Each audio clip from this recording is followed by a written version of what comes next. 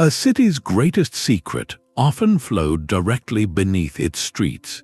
This is the story of why so many ancient cities were built directly over hidden water systems. By the end, you will understand the ingenious strategies that allowed civilizations to defy deserts, withstand sieges, and even commune with their gods. How did a concealed spring determine the fate of an empire, and what forgotten wisdom lies buried beneath modern metropolises? We often picture ancient wonders as stone and marble, but what if their true foundation was something far more fluid? The traveler's story is the city's story in miniature. For any ancient community dreaming of permanence, of walls and temples and generations, the first and last question was always the same. Where is the water? A visible river or lake might draw a settlement, but it also drew danger. It was a glaring line on any invader's map, a single point of catastrophic failure. To build over a hidden water source, however, was to weave a secret lifeline into the very fabric of the city. This practice was not an architectural quirk. It was a profound survival strategy born from three fundamental needs: security, sustainability, and sanctity. Security is the most immediate. Picture a mighty city on a great river. Its walls are high, its armies strong, but a determined enemy needs only to camp upstream, dam the flow, or poison the waters, and within days the metropolis is brought to its knees. A hidden aquifer or a spring tapped deep within a fortified hill, however, is a secret the enemy cannot see and cannot easily touch. It turns a city from a hostage of its geography into a fortress with an internal, inexhaustible well. Sustainability speaks to the long game. Surface water is fickle, subject to the droughts of summer, the floods of spring, and the slow creep of silt. Cistern, just one of hundreds, was a cavernous palace for water, its vaulted ceiling held aloft by hundreds of columns capable of holding millions of gallons. It was filled by aqueducts that snaked into the distant hills, but within the city walls those channels vanished from sight, flowing into these hidden reservoirs. An enemy could not poison what they could not find. They could not dam a source that was already stored in vast quantities inside the fortress itself. This created a logistical nightmare for any attacking force. How long could their own army camp in one place, draining local resources, while the city behind the walls simply waited them out? The strain on morale alone could break a siege. This principle was not confined to grand empires. At the mountain fortress of Masada, Jewish rebels held out against a Roman legion for months in a brutally arid environment. Their secret was an intricate network of channels and cisterns carved directly into the cliff face, designed to capture every precious drop of seasonal rainfall. The Romans, seeing no natural spring, assumed the defenders would swiftly succumb. They were wrong. The hidden water gave the rebels not just life, but time, and in a siege, time is the ultimate currency. This defensive hydration reshaped the very calculus of ancient warfare. It meant a city could not be starved into submission through conventional means. It forced invaders to consider far costlier strategies, like direct assaults on fortified walls or attempts to uncover and cut the clandestine channels, a near impossible task.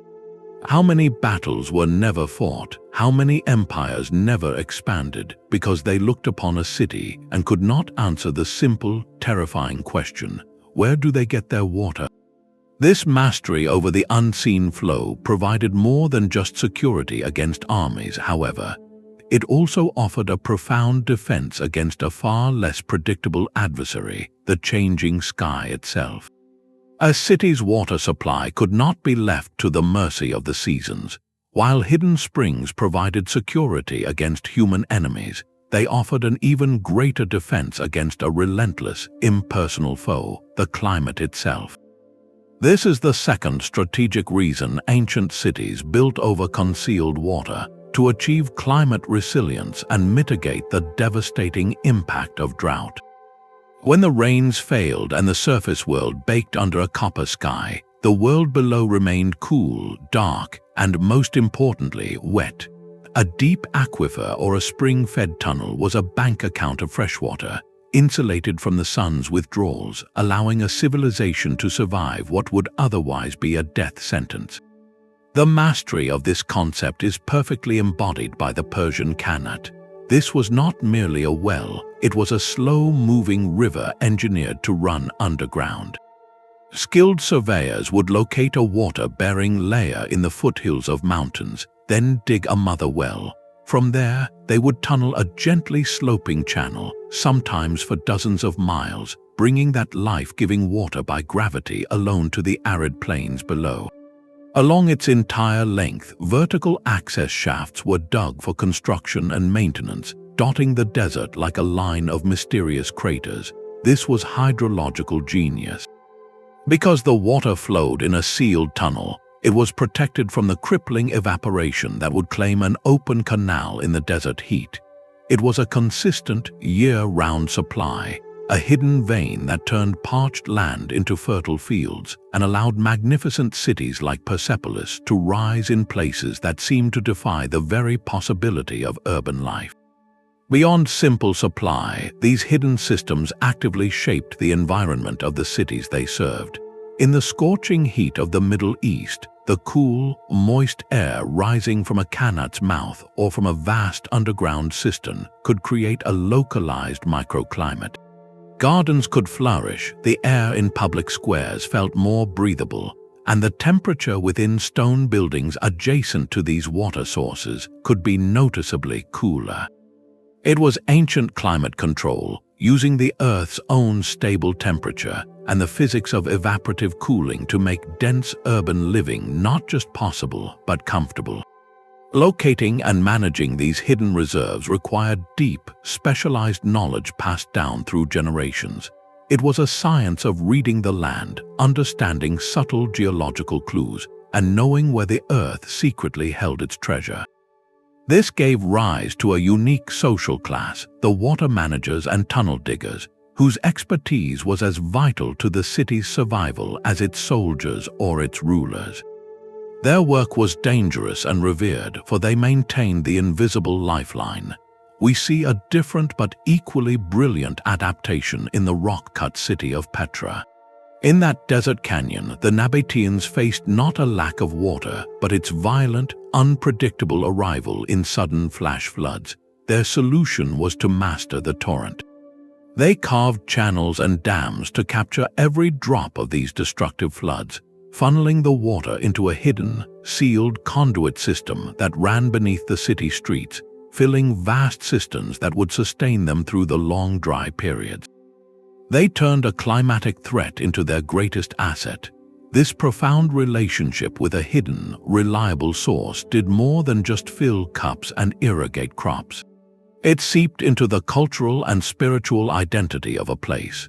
When your entire way of life depends on a gift that flows mysteriously from the deep earth, it is only natural to see that gift as sacred, as a direct connection to the divine. The practical necessity of tapping a hidden spring and the spiritual act of communing with an earth deity often became one and the same. The water was not just a resource, it was a covenant, and the city built above it was both guardian and beneficiary of that ancient promise. Beneath the pyramid of El Castillo at Chichen Itza lies a silent, water-filled cavern. This was no coincidence of geology, but a deliberate act of sacred architecture. The pyramid was built directly over the cenote, a natural sinkhole considered a portal to Xibalba, the underworld realm of the rain god Chok. For the Maya, this was not merely a clever place to store water, it was a direct line to the divine. The city's most important structure was literally anchored to a spiritual wellspring, merging practical necessity with profound cosmological belief. This reveals the third, and perhaps most powerful, strategic reason ancient cities were built over hidden water, sacred geography. When water emerges mysteriously from the earth, it is easy to see it as a gift from the gods below. A spring or an underground river was not just a resource, it was a manifestation of the divine, a place where the boundary between the physical world and the spiritual realm grew thin. To build over such a site was to consecrate the entire settlement, to claim a permanent blessing, and legitimize the authority of those who controlled access to it. The oracle at Delphi in Greece offers a stunning parallel. The entire sanctuary, the most important religious site in the classical world, was founded around the sacred Castalian spring. But the true heart of the oracle was a hidden fissure in the earth from which intoxicating vapors were said to rise. The priestess, the Pythia, would sit above this chasm, breathing in the sacred pneuma, the breath of the earth god Apollo, to deliver her prophecies. Here, the hidden geological feature, a fissure emitting gases, was interpreted as a divine conduit. Control of this oracle meant influence over kings, colonies, and wars. The practical source of the vapor and the spiritual source of prophecy were one and the same, making Delphi a nerve center of both religious and political power. This fusion shaped city layouts down to the smallest detail. In Chinese geomancy or feng shui, the practice was not just about arranging furniture, but about situating entire cities in harmony with the unseen energies of the earth, known as dragon lines. These were often associated with subterranean water veins. A city built over a benevolent water vein would prosper, its people healthy, and its endeavors successful. The placement of palaces, temples, and gates was meticulously planned to align with this hidden hydrological network, turning urban planning into a form of spiritual technology. Rituals cemented this bond between community and hidden source. From the offerings of jade and gold thrown into the sacred cenote at Chichen Itza to appease chalk, to the countless coins and votives tossed into wishing wells across Europe, the act was fundamentally the same. It was a transaction with the deep earth, a gift given in hope of a gift returned, be it rain, health, or favor. The holy city of Varanasi on the banks of the Ganges is itself built over a complex network of hidden tributaries and ancient stepwells, each with its own mythological story. To bathe in one of these wells is to connect with a specific layer of the sacred, a localized point of access to the divine river below. This spiritual dimension provided an unshakable foundation for political power. The ruling elite often positioned themselves as the sole intermediaries between the people and the sacred source. They controlled the rituals, maintained the temples built over the springs, and could claim their right to rule was divinely ordained by the very earth that sustained the city. A drought could then be framed not just as a natural disaster, but as a spiritual failing, a rupture in the covenant that only they could mend. This intertwining of the practical and the profound answers a deeper question about these ancient urban centers. They were not just collections of buildings, they were living organisms rooted in a triple reality: the physical, the strategic, and the spiritual. The hidden water system fed all three. It quenched thirst, defied enemies, and connected the community to the foundational myths of their world. But to maintain such a complex, invisible infrastructure required more than faith or force. It demanded a specialized, almost secretive body of knowledge. The survival of the city depended on those who could listen to the whispers of the earth and understand the silent language of its hidden flows. Control over the hidden spring was control over the city itself. Beyond defense, resilience, and sacred connection, a fourth strategic reason drove the placement of ancient cities over concealed water systems: the consolidation of political power and the management of social order. In an age before public utilities, the entity that commanded the water commanded the people. By centering the urban core directly atop a singular, complex hydrological source, ruling elites transformed a natural resource into an instrument of governance. This was not merely about having water, it was about controlling every drop's journey from the deep earth to the public fountain, a process that reinforced hierarchy at every turn. The sheer scale of the infrastructure announced this power. On the island of Crete, the vast palace complex of Knossos was not just a royal residence, it was the beating heart of a hydraulic empire. Beneath its courtyards lay elaborate stone conduits and deep storage cisterns that collected and distributed rainwater. Constructing and maintaining this hidden network required mobilizing hundreds, perhaps thousands, of laborers, an undeniable demonstration of the Minoan elite's organizational reach. The palace did not just have water, it mastered water, and that mastery was a visible, daily proof of its right to rule. This model created a powerful social contract. The ruling class positioned itself as the benevolent provider, the sole intermediary between the populace and the life-giving source. In Rome, the state appointed a senior magistrate, the curator aquarum, to oversee the entire water supply. This was not just a technical job, it was a high political office. The curator managed the aqueducts that brought hidden spring water from miles away, deciding which neighborhoods received ample flow and which might face shortages. Public fountains and grand baths fed by these hidden channels were celebrated as gifts from the emperor to the people, symbols of imperial generosity that fostered loyalty and civic pride. Yet this same system held a subtle threat. Access could be granted, and just as easily it could be restricted. A rebellious district or a disfavored community might find its water allotment reduced, a non-violent but profoundly effective means of enforcing compliance. The archaeology of ancient cities reveals this stratification clearly. While the public enjoyed communal fountains, the elite enjoyed private hydraulic luxury. In the palaces of Islamic caliphs in cities like Cordoba, sophisticated hidden water wheels or norias lifted water from deep wells into private gardens and secluded baths. These were technologies of comfort and exclusion, creating oases of tranquility that were physically and symbolically walled off from the common citizen. Water also flowed through ceremonies of power.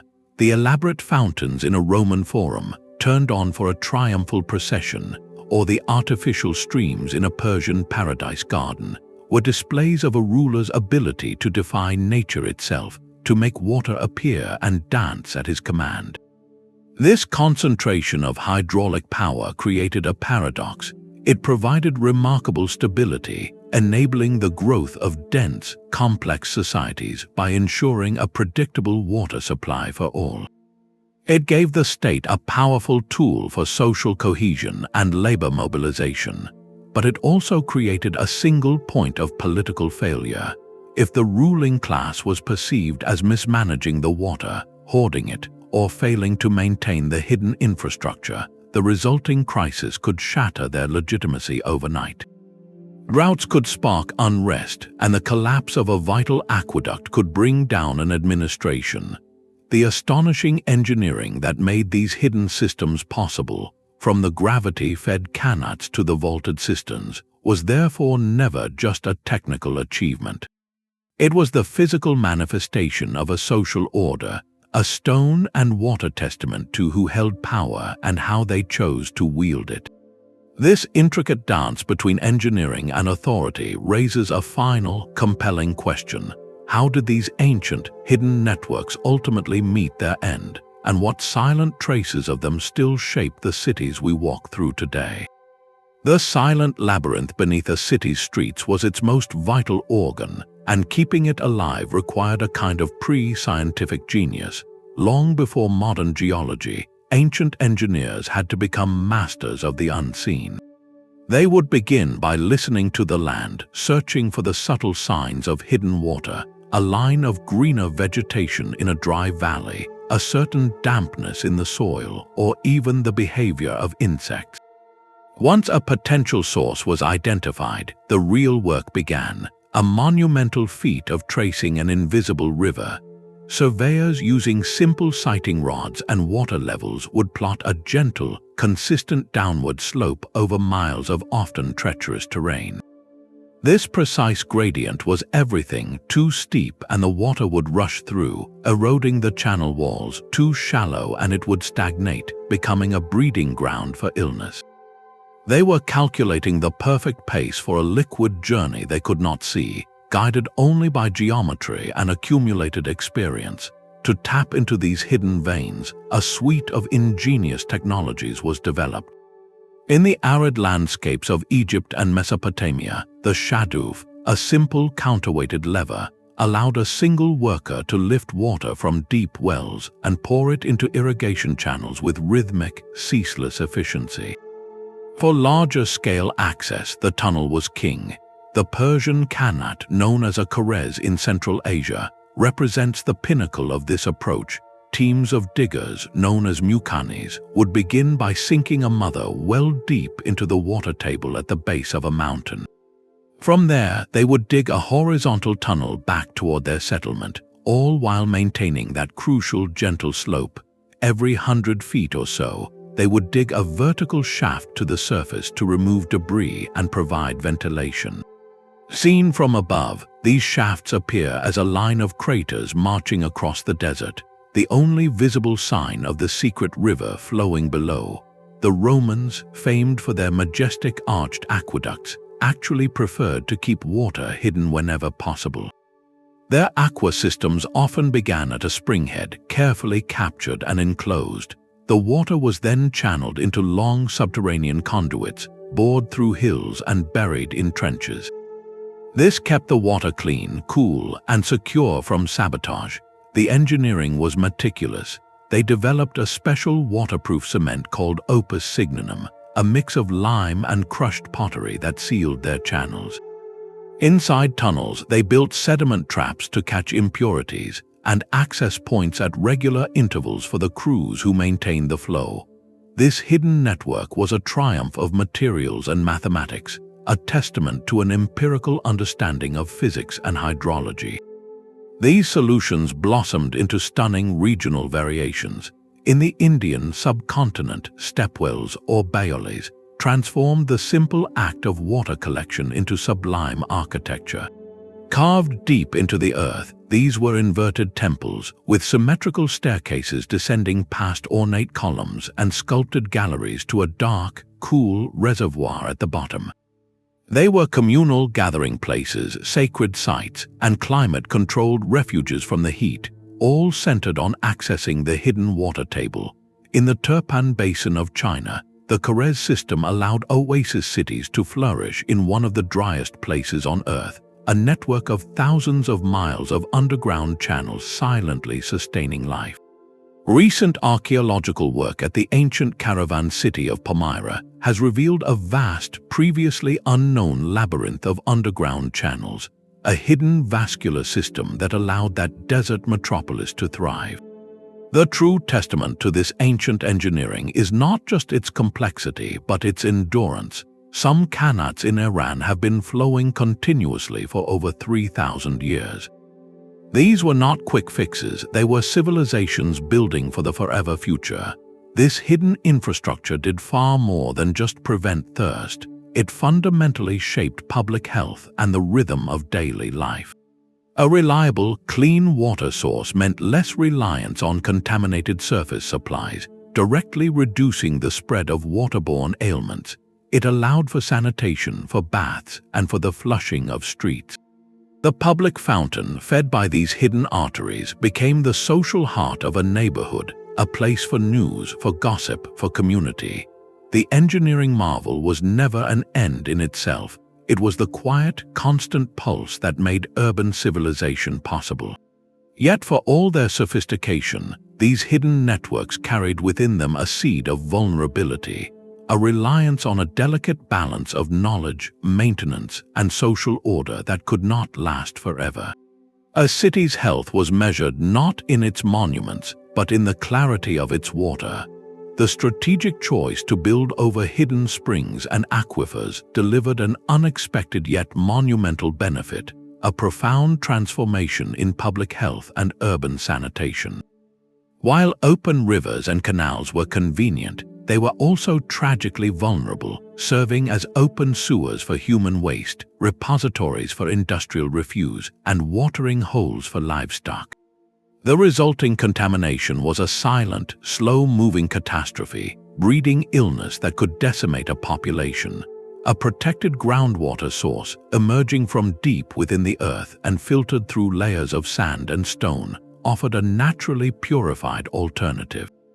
By channeling this clean water through covered conduits directly into the heart of the city, ancient engineers were unknowingly practicing preventative medicine on a grand scale. The evidence is etched into the streets of Mohenjo-Daro and Harappa, cities of the ancient Indus Valley civilization.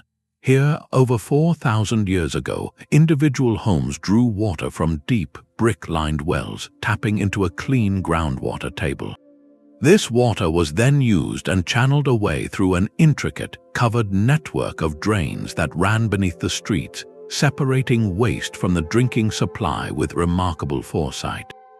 This was not a luxury, it was a foundational urban principle, a clear understanding that a city's vitality depended on keeping the clean separate from the contaminated. The health dividends of such a system were immense. By drastically reducing exposure to waterborne pathogens, these cities likely experienced far lower rates of devastating illnesses like dysentery and cholera. A stable, healthy population is the bedrock of everything else. It fuels economic productivity, supports larger families, and maintains the social order. Fewer people lost to preventable disease meant more hands to farm, to build, to trade, and to defend the city walls. This hidden hydrological advantage translated directly into demographic and economic strength, allowing civilizations to achieve a scale and complexity that would have been impossible amidst constant health crises. This access to reliable, clean water sparked a cascade of ancillary innovations dedicated to cleanliness and comfort. The Minoans on Crete developed sophisticated terracotta piping systems that could bring fresh water into palaces and flush waste out. The Romans, masters of hydraulic engineering, turned water management into a cornerstone of their culture. Their extensive network of aqueducts, fed by protected springs, terminated in countless public fountains, bathhouses, and even private residences. They built elaborate public latrines with continuously flowing water beneath the seats, channeling waste away into massive sewer systems. The most famous of these, the Cloaca Maxima, began its life as a natural stream that was channelized and buried, transforming an open nuisance into the hidden backbone of Rome's sanitation. These were not mere conveniences, they were instruments of civilization. The Roman baths or thermae were social hubs where citizens of all classes could cleanse themselves, a practice that had tangible health benefits and fostered a shared civic identity. The engineering philosophy was holistic. It considered the entire water cycle, from the protected spring head to the final point of discharge, understanding that a city's wellness depended on managing both the inflow and the outflow. This creates a compelling link to the might of empires. Consider the Roman legions, whose fortresses and camps, from the damp frontiers of Britain to the deserts of Syria, were always established with a secure water supply as the first priority. A legion stricken by waterborne illness was a legion rendered useless. The same logistical genius that supplied Rome's citizens with clean water also supplied its armies, enabling campaigns of unprecedented duration and distance. A healthy population at home produced the soldiers and the taxes, and a healthy army on the frontier secured the empire. The hidden water system, therefore, was more than infrastructure. It was a circulatory system that carried the lifeblood of security, prosperity, and cultural cohesion. Yet this very sophistication contained the seeds of a profound vulnerability, for a system this complex and centralized was only as strong as the society that maintained it. The wealth of an ancient city was measured not in gold but in water. That reliable, hidden supply did far more than quench thirst. It was the engine of an entire economy. By freeing a society from the constant struggle for survival, it unlocked the three pillars of prosperity: agriculture, industry, and trade. Consider the legendary Hanging Gardens of Babylon, one of the ancient world's wonders. While their exact form is debated, their existence speaks to a profound truth. To sustain such lush, elevated greenery in a Mesopotamian climate would have required a hidden marvel of engineering, likely a screw-powered pump system lifting water from the Euphrates River into a concealed network of channels. This was not just a royal display, it was a demonstration of ultimate hydrological control, turning the city's heart into a fertile, food-producing landscape. This ability to practice intensive urban agriculture within the walls was revolutionary. It meant a city could feed a significant portion of its own population from gardens, orchards, and fish ponds supplied by its secret water, reducing reliance on vulnerable external farms. This surplus allowed for a dramatic division of labor. With basic sustenance secured, people could specialize. They became full-time artisans crafting pottery, metalworkers forging tools, soldiers training for defense, and administrators managing the complex affairs of state. A hidden spring did not just support lives, it built civilizations. This controlled water access directly powered the workshops that drove the economy. The force of a channeled stream could turn a water mill, grinding grain into flour far more efficiently than human or animal power. In cities across the Roman world, hidden conduits supplied fulleries, workshops where wool was cleaned and thickened using water and special clays. Tanneries, essential for producing leather, required vast amounts of water for soaking and processing hides. Perhaps most strikingly, the silver mines at Laurion in Attica, the source of Athens' legendary wealth, depended entirely on a system of hidden cisterns and channels. Water was crucial for washing the crushed ore to separate the precious metal, and for supplying the thousands of slaves who worked there. The flow from those hidden sources literally financed the Athenian navy, the triremes that secured its empire and dominated the Aegean. Water was not just a resource, it was capital. This economic engine extended far beyond the city walls, fueling long-distance trade. In the blistering deserts, a city like Palmyra rose to magnificence not despite the arid environment, but because of its mastery over it. Its hidden cisterns and subterranean channels captured fleeting rainwater, creating a reliable oasis in the void. Caravans carrying silk, spices, and incense across hundreds of miles of sand would plan their entire routes around these guaranteed watering holes. Palmyra grew wealthy by taxing that trade, by providing services, and by offering security. Its hidden water was the foundation of its role as a cosmopolitan trading hub, a bridge between empires. Even on a smaller scale, water shaped local industry. In Corinth, the famed fountain of Petra, fed by a hidden underground source, did more than provide drinking water.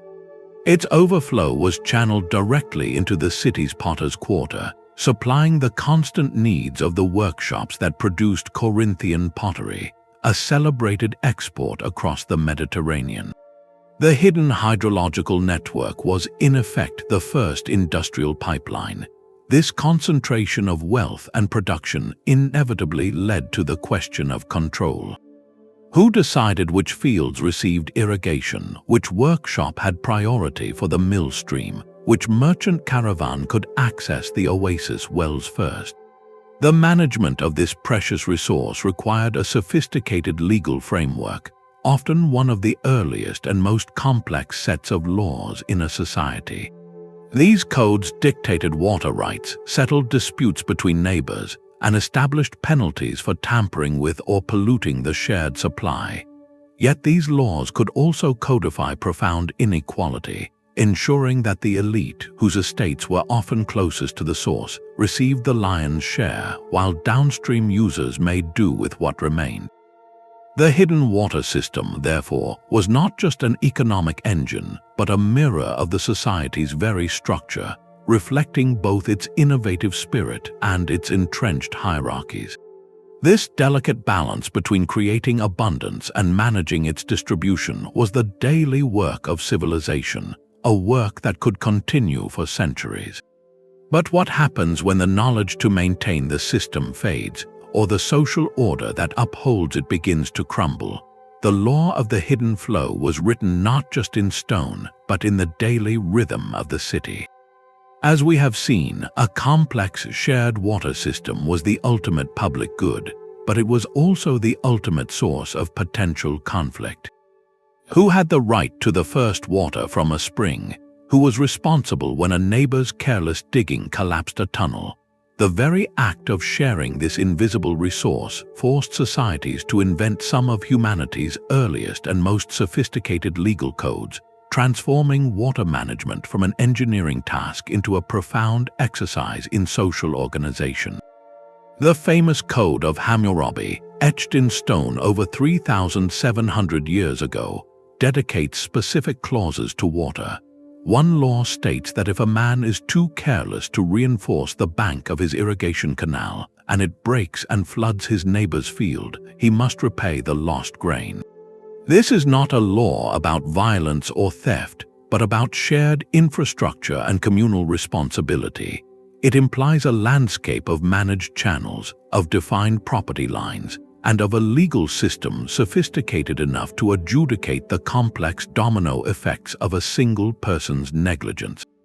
This was the birth of hydraulic law, a framework designed to prevent the lifeblood of the community from becoming a source of its dissolution.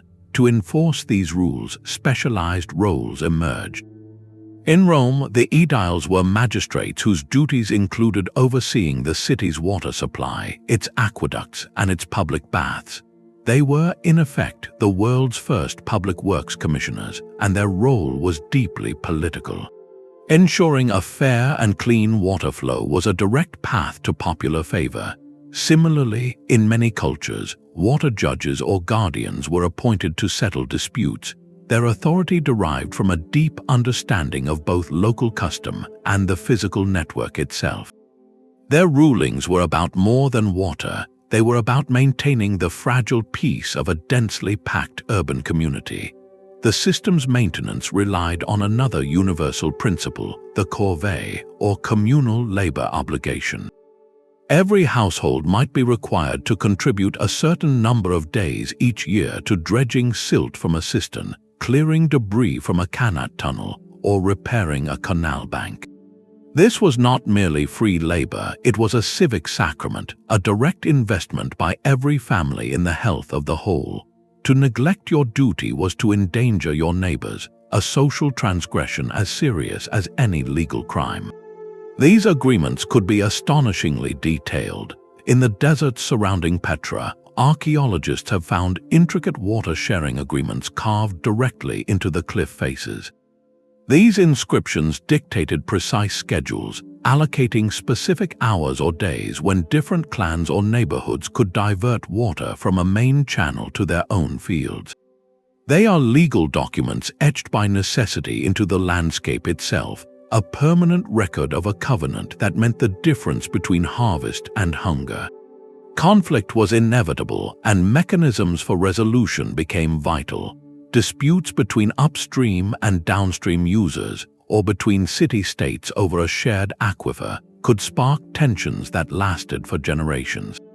Some societies developed ritualized forms of arbitration, while others, like the Mesopotamian city-states, saw water rights become a frequent casus belli, a cause for war. The sacred dimension also framed these laws. A spring sanctuary was often governed by its own set of religious rules, administered by priests who controlled access and the rituals performed there. Polluting such a source was not just a practical crime, it was a sacrilege, an offense against the gods that required spiritual as well as practical restitution. Ultimately, these hydraulic laws were a mirror. They reflected and reinforced the broader social hierarchies of their time. The elite often held primary rights to the source, their estates and gardens receiving water before it was released to the common fields. The legal codes protected their priority, legitimizing their control over the most vital resource. Yet, the system also created a powerful, if implicit, social contract. In return for their labor and compliance, the people were promised security and sustenance. The effectiveness of this entire structure, from the engineer's tunnel to the judge's ruling, was the true measure of a civilization's resilience. When the laws were fair and the maintenance diligent, the hidden flow sustained empires. But when that delicate balance broke down, when knowledge faded, labor was coerced rather than communal, or disputes festered unresolved, the consequences were not merely inconvenient. The silent veins beneath the city would slowly clog, falter, and fall still. And when the hidden water stopped, the city above, for all its grandeur, was already living on borrowed time. The narrow, winding Sick Gorge is not merely a path to Petra. It is the city's first and greatest waterwork. This towering sandstone canyon, the dramatic entrance familiar to so many, was carved over eons by the very flash floods the Nabateans sought to master. Their entire civilization here was an act of hydrological defiance, a brilliant case study in bending a hostile environment to human will through hidden control. In a land where rain might fall only a handful of days each year, and then with devastating force, the Nabateans engineered a solution of breathtaking comprehensiveness. They did not just find water, they orchestrated its every move. Their system was a triad of capture, containment, and concealment, transforming sporadic violence into a reliable, life-giving rhythm. At the head of the Sick, they constructed a massive diversion dam. When the rare but powerful storm sent a wall of water and debris roaring down the channel, this dam would redirect the torrent into a tunnel carved through the adjacent rock, safely bypassing the main entrance and the city's heart. This was flood prevention as urban planning, ensuring the main artery of the city remained passable and dry. But the water was not merely sent away, it was harvested. Across the entire landscape, the Nabateans carved hundreds of cisterns directly into the cliff faces. These were not simple holes, but finely plastered reservoirs, some holding tens of thousands of gallons, their openings often disguised or positioned to catch every trickle from the rock above. A network of small, carved channels and subterranean conduits linked these cisterns, creating a decentralized, hidden web of storage that could sustain the population through years of drought. Within the city itself, this hidden water was brought to the surface with sophistication. Archaeologists have uncovered extensive systems of ceramic pipes, buried beneath streets and floors, that distributed water under pressure to public fountains, luxurious bathhouses, and even to the gardens and pools of wealthy residences. This was not a society on the brink of thirst, but one that cultivated an oasis of comfort and greenery in the desert, a display of power and prosperity meant to astonish visiting traders. Recent surveys using ground-penetrating radar continue to peel back the layers of this mastery, revealing previously unknown channels and storage chambers, suggesting the system was even more extensive and interconnected than we once believed.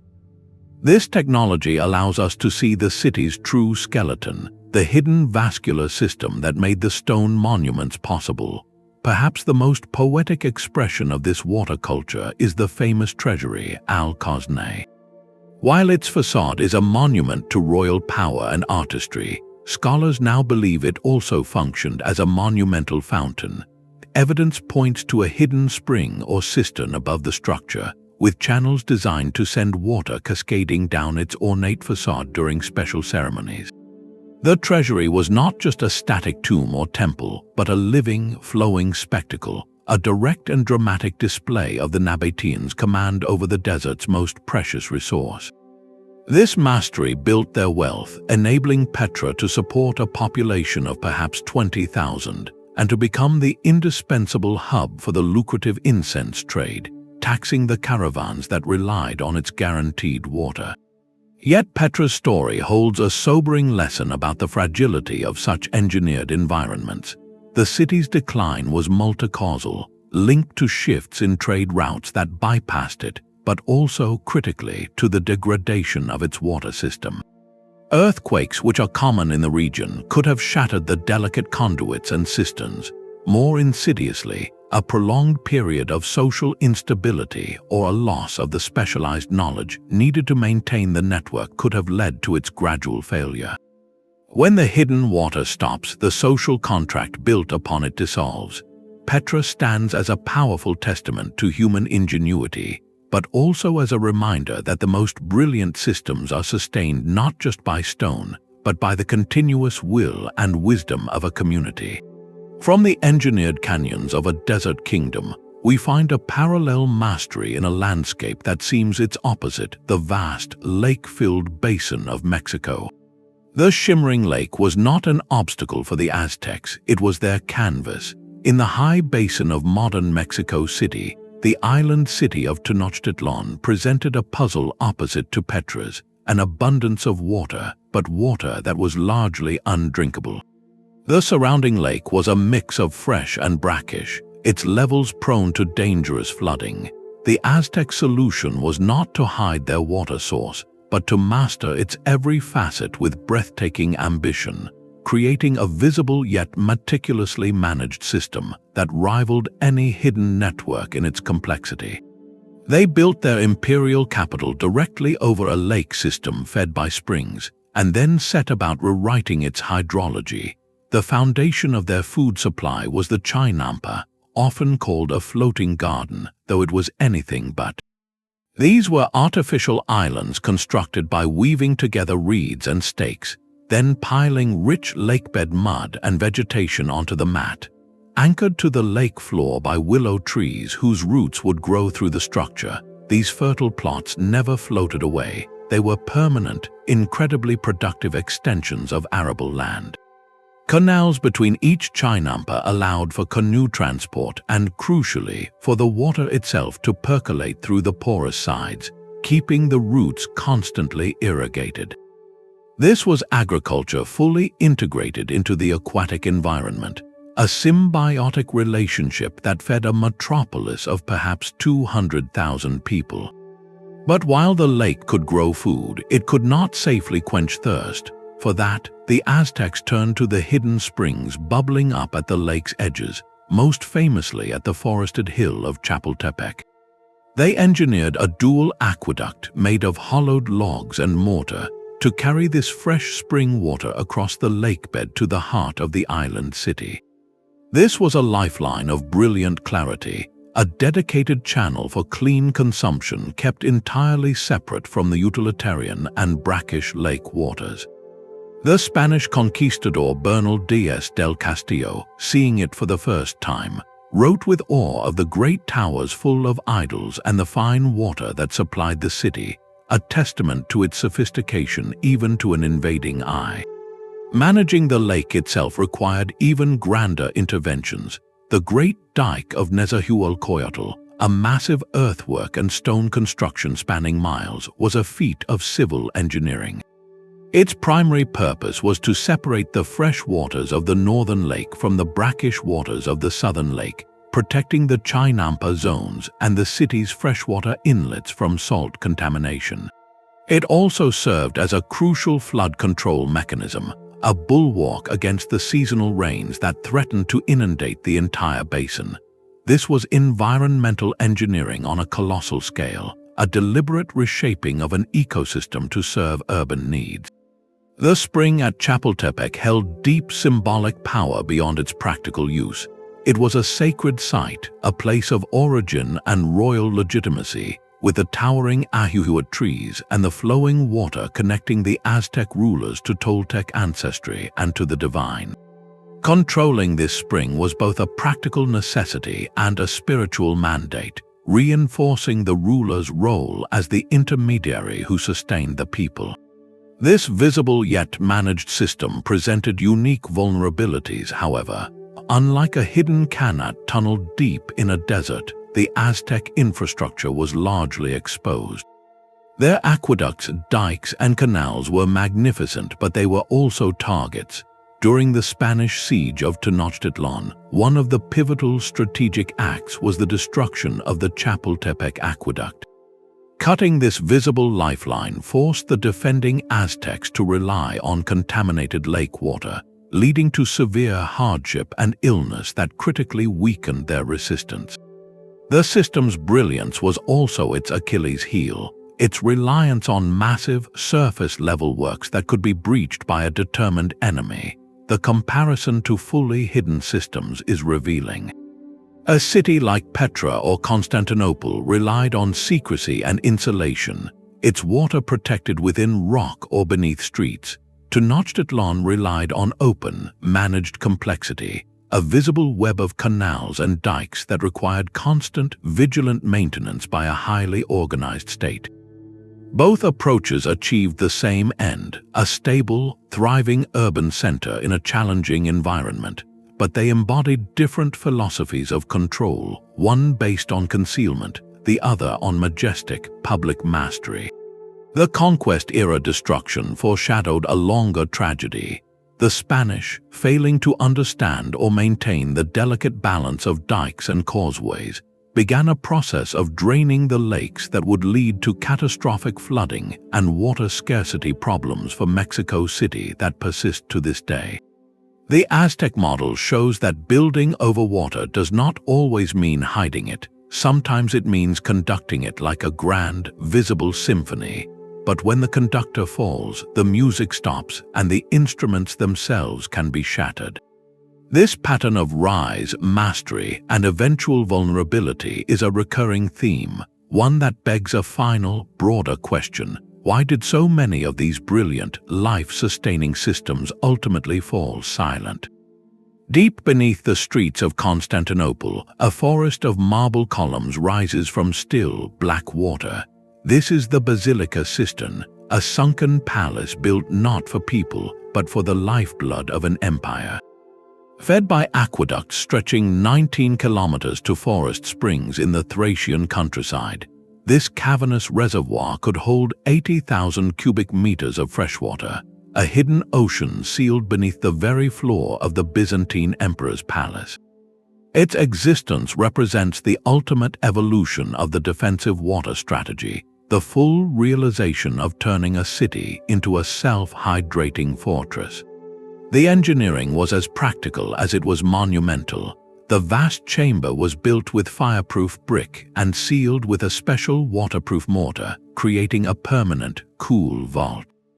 Water flowed in constantly from the aqueducts, maintaining a steady level through a balance of inflow and regulated outflow to public fountains and palaces, a ceaseless, silent circulation that meant the reserve was never stagnant, always fresh. This was not a solitary tank, but the central node in a city-wide grid.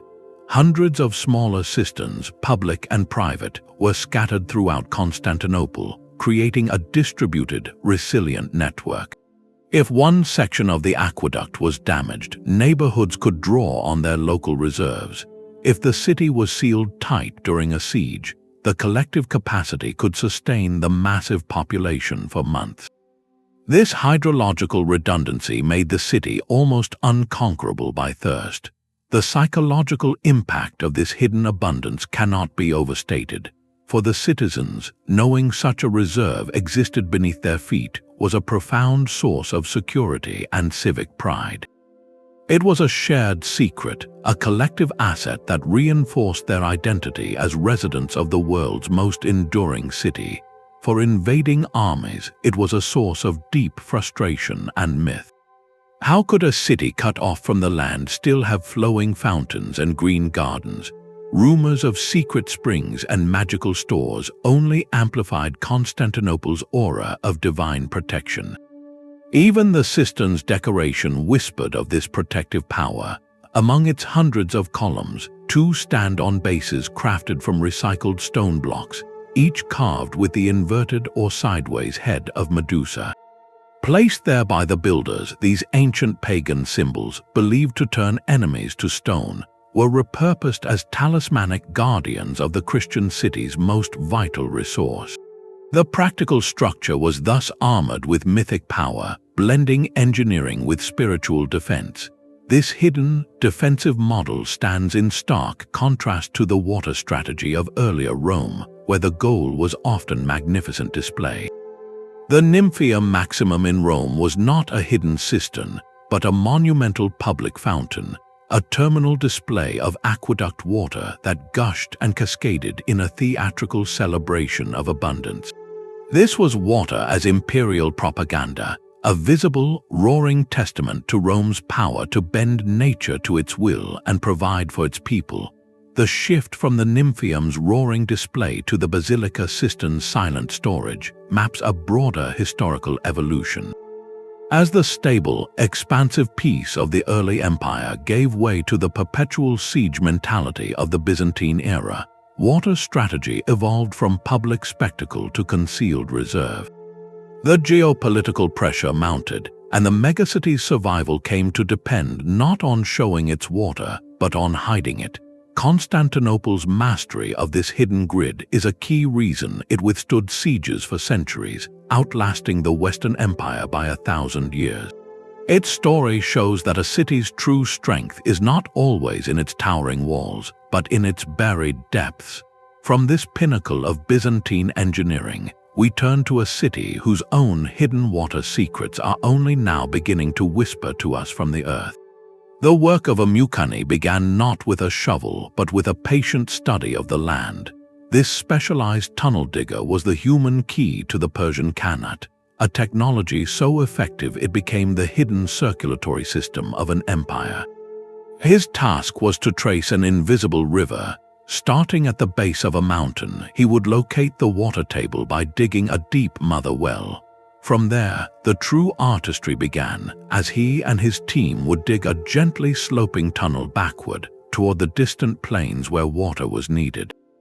Every 100 feet or so, they would dig a vertical shaft to the surface to remove excavated soil and provide air. Seen from above, these shafts created a line of craters marching across the desert, the only sign of the secret, life-giving river flowing silently below.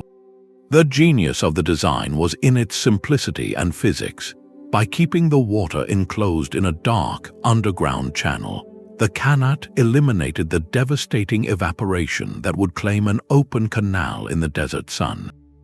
The Earth's mass kept the water cool and clean, and the gentle slope, often less than 1 degree, allowed it to flow for dozens of miles by gravity alone, requiring no pumps, only precise calculation. This was sustainable engineering in its purest form, a low-energy system powered by the planet's own gradients. While the magnificent city of Persepolis drew ceremonial water from the nearby Pulvar River, its true strength lay in this hidden hinterland. An extensive network of Qanats transformed the surrounding arid plains into a patchwork of fertile fields, sustaining the agriculture and satellite communities that fed the imperial capital. This was the economic backbone of the Achaemenid state, a decentralized web of hydration that turned barren land into productive assets. The social impact was just as profound. Digging a Qanat was a monumental communal effort that could take years. It required not just labor, but a deep bond of trust and shared purpose as teams worked in dangerous, confined darkness. Once completed, the Qanat created a bonded community of users whose lives and livelihoods were irrevocably tied to its maintenance. Elaborate legal frameworks emerged to manage this shared resource, with water shares, measured by time or volume, meticulously allocated to different families or villages. These agreements were sacred, for to tamper with the flow was to threaten the survival of your neighbors. The technology's brilliance ensured it spread far beyond Persia.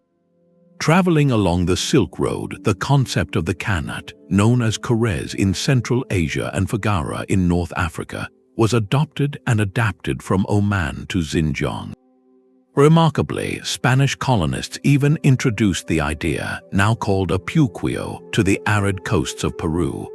This global diffusion speaks to a vibrant transfer of hydrological knowledge in the ancient world, where a practical solution to a universal problem traveled with traders, migrants, and engineers. The ultimate testament to its durability can be found in Gonabad, Iran. Here, a Qanat system first dug over 2,700 years ago, and now a UNESCO World Heritage Site, still provides water for local agriculture. It has outlasted empires, surviving through continuous, careful maintenance by generations who understood its value. This Persian model of a managed, hidden conduit presents a fascinating contrast to other ancient water philosophies. It is a system of extraction and meticulous distribution, a testament to human will imposing order on a dry landscape. This stands apart from the integrative water temples of Southeast Asia, where the focus was less on concealed transport and more on the communal, spiritual management of visible, surface water for rice cultivation. Both systems created resilient societies, but they sprang from different visions of humanity's relationship with the flow.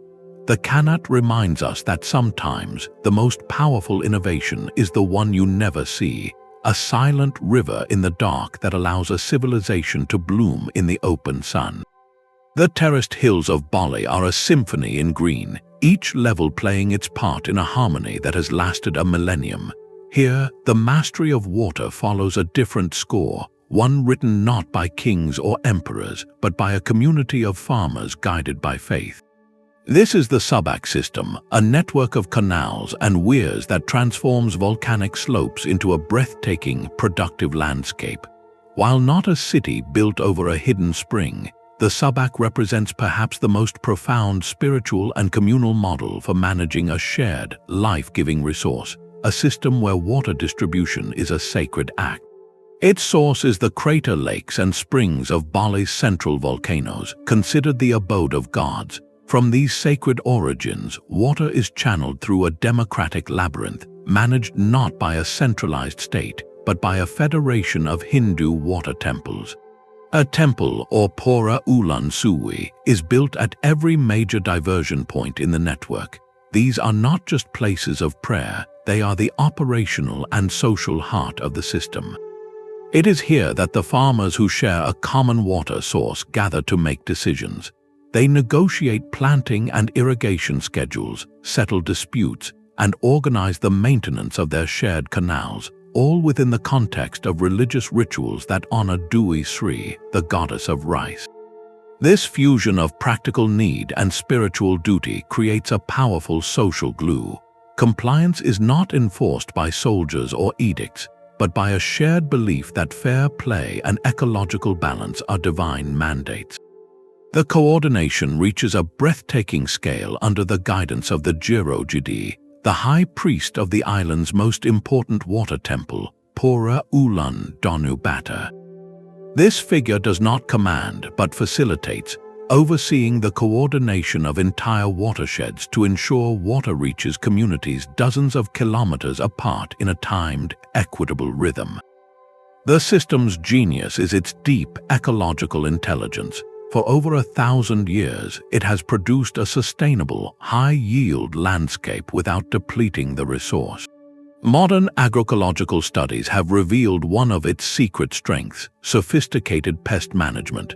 Because every farmer in a subak follows the same synchronized schedule, planting, flooding, and harvesting their fields in unison, pest populations like rats and insects have no refuge. When all fields are flooded at once, pests drown, and when all fields are harvested and fallow, they starve. This community-wide rhythm eliminates the need for chemical pesticides and maintains soil health, a principle of integrated management that Western science is only now fully appreciating. This cooperative model stands in stark contrast to the authoritarian, top-down water control we often associate with ancient empires. There is no pharaoh or emperor dictating flows from a distant palace. Instead, there is a bottom-up participatory democracy rooted in a shared cosmology. The water is a gift from the gods, and its management is a collective spiritual responsibility. The result is a landscape that is not just productive, but resilient and breathtakingly beautiful, a testament to what can be achieved when a society views its relationship with nature as a covenant, not a conquest. The subact challenges us to expand our definition of ancient hydrological wisdom. It shows that the greatest control sometimes comes not from concealing or commanding water, but from orchestrating its shared use with reverence and remarkable cooperation. This holistic vision, where every drop's journey is mapped by both community need and ritual calendar, brings us to a practical mystery that underpins all these systems. How did the first planners, from the Persian desert to the Balinese jungle, even begin to find the hidden water they needed to build upon? The dowser's forked branch is a symbol of an ancient truth. Finding water was an art before it was a science. In a world without geological surveys or satellite imagery, the hunt for a hidden aquifer demanded a different kind of map, one drawn from the subtle language of the land itself. Communities relied on a sophisticated blend of empirical observation and spiritual intuition, a practice we might call geomancy or divination, but which they understood simply as listening to the world. They became detectives of the invisible, interpreting clues that modern eyes might overlook. A line of unusually lush, green vegetation snaking through a dry valley could trace the path of a subterranean stream just below the surface. Certain types of plants, like willows or reeds, were known indicators of high water tables, their roots acting as natural divining rods. Even the behavior of animals offered guidance, as insects swarming in a particular spot or the dens of certain burrowing creatures hinted at moisture below. These were not superstitions, but a form of accumulated ecological wisdom, a deep reading of the interconnected web of life that pointed toward hidden reserves. Beyond these physical signs, many cultures developed ritualized practices to commune with the unseen. Dowsing or water witching is perhaps the most famous. The practitioner, often holding a forked hazel or willow branch, would walk the land waiting for the rod to twitch or dip downward, supposedly pulled by the hidden water's influence. Scholars debate the mechanism, suggesting it may be an unconscious reaction to subtle environmental cues the dowser has absorbed. But its reported successes, whether by chance or keen sensitivity, are woven into the foundation stories of countless European villages. In ancient China, the practice of feng shui, known as dili or the laws of earth, sought to harmonize human structures with the landscape's invisible energy flows called dragon veins. A skilled geomancer would study the contours of hills, the direction of winds, and the quality of the soil. A benevolent dragon vein promising prosperity and health very often coincided with an underground watercourse. To build your home or city upon such a vein was to tap into both a physical and a spiritual wellspring, aligning your fate with the earth's own vitality. The process was often systematic. Vedic texts from ancient India outline meticulous methods for locating groundwater. They instruct the seeker to observe soil types, with certain clays and sands indicating proximity to water. They note atmospheric clues like patches of ground that stay damp longer or areas where morning mist lingers in a specific pattern. They even catalog specific plant species, like the Udambara tree, as reliable biological markers for subsurface flows. This was proto-science, a methodical gathering of data from the environment, yet the decision was frequently sealed by the divine. Before breaking ground, many societies would seek a final sign. They might dig a series of trial wells, but consult an oracle or priest to interpret which site was most auspicious. Dreams could be considered messages from the earth spirits, guiding the community to its rightful home. The legendary founding of Rome embodies this fusion. Romulus, seeking the best site for his new city, used the practice of augury, studying the flight patterns of birds sent by the gods. The chosen location, the Palatine Hill, was not only defensible but also blessed with access to natural springs and the Tiber River. The divine sanction and the practical resource were two sides of the same sacred coin.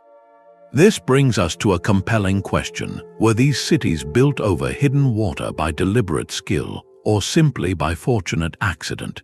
The answer likely lies in a profound partnership between the two.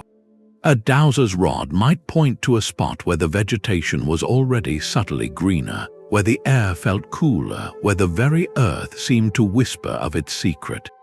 What was interpreted as a divine signal or a mystical pull was often the human subconscious recognizing a complex set of environmental clues learned over a lifetime. A successful find, regardless of the method, validated the practice, weaving it deeper into the cultural fabric. Once discovered, the source immediately became the nucleus of everything. The well, the spring, the hidden vein was not just a utility, it was the community's first altar. It determined the placement of the central square, the temple, the chieftain's house. The act of finding it created a story, a myth of origin that bonded the people to that specific patch of earth. They were not just settlers, they were the chosen guardians of a gift revealed by the gods or the genius of the land itself. This sacred beginning meant the water's management was never merely a technical task. It was a perpetual ritual, a daily reaffirmation of that founding covenant between the people, their leaders, and the hidden source that sustained them all. A city's sacred spring was its first landmark, its true point of origin. This hidden hydrological heart didn't just supply water, it actively sculpted the urban landscape, dictating where the most important buildings would rise and how the streets would flow. The location of a primary spring or well frequently became the umbilicus, the literal navel of the city. Around this spot, the forum, the acropolis, or the main temple complex would coalesce, and the community would grow outward in concentric rings, its layout a physical map of its dependence on that one vital source. In the Roman Forum, amidst the temples and basilicas, stood the Fons Sacra, the sacred spring. This was venerated as the original water source that drew the earliest settlers to the Palatine Hill. The entire political and religious center of the Roman Republic, and later the Empire, grew from this point. Major thoroughfares like the Via Sacra were not randomly placed. They were designed to provide ceremonial and practical access to this and other water nodes, while the city's defensive walls were ultimately built to enclose and protect these life-giving sources. The urban plan was in essence a hydrological blueprint. We see this principle clearly in the Minoan Palace of Knossos.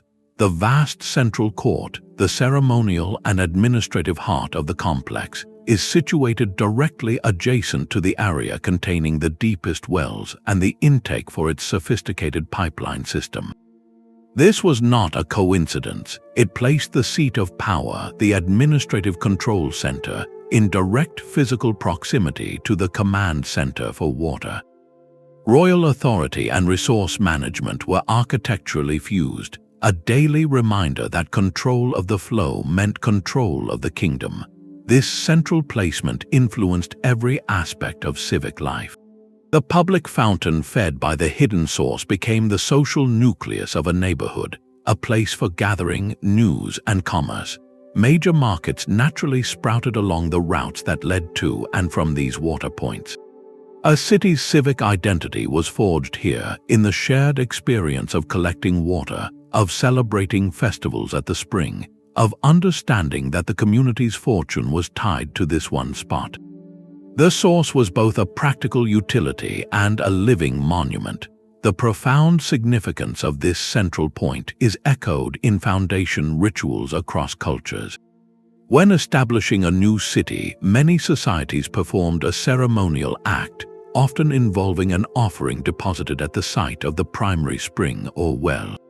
This could be a valuable object, grains, or in some cultural traditions, a symbolic acknowledgement of the land's existing spirits. The intent was to seal a covenant with the place, to ensure its blessing and the steady flow of its hidden gift. It was a sacrifice for future abundance. A fascinating artifact in Rome hints at this deep, hidden connection beneath the civic center. The Bocca della Verità, the mouth of truth, is a massive marble disc depicting a river god's face. While medieval legend turned it into a lie detector, archaeologists suggest it was likely an ancient storm drain cover, perhaps from the Temple of Hercules. Its location and imagery directly link the visible civic space to the managed, hidden water system rushing below the streets. Even the gods of the Forum were gods of the flow. This central source, however, was just the beginning. From this single, sacred point, the engineering challenge expanded exponentially. A network of channels, pipes, and conduits had to reach into every home, every workshop, and every distant neighborhood. How did ancient engineers accomplish this feat of equitable distribution? And what happened when the water finally reached its destination, not at a public fountain, but within the private walls of a citizen's home? From the sacred spring, a single drop began a long and carefully regulated journey. It entered a stone conduit, a channel carved or built with a precise downward slope, designed to let gravity do the quiet, relentless work of pulling water toward the city. This was the beginning of a distribution network that functioned as the city's circulatory system, and its efficiency was a direct measure of a civilization's organizational genius. Before that water reached anyone's home, it often passed through a series of engineered checkpoints designed for purification and fair allocation. In Roman systems, the water from an aqueduct would first flow into large settling tanks.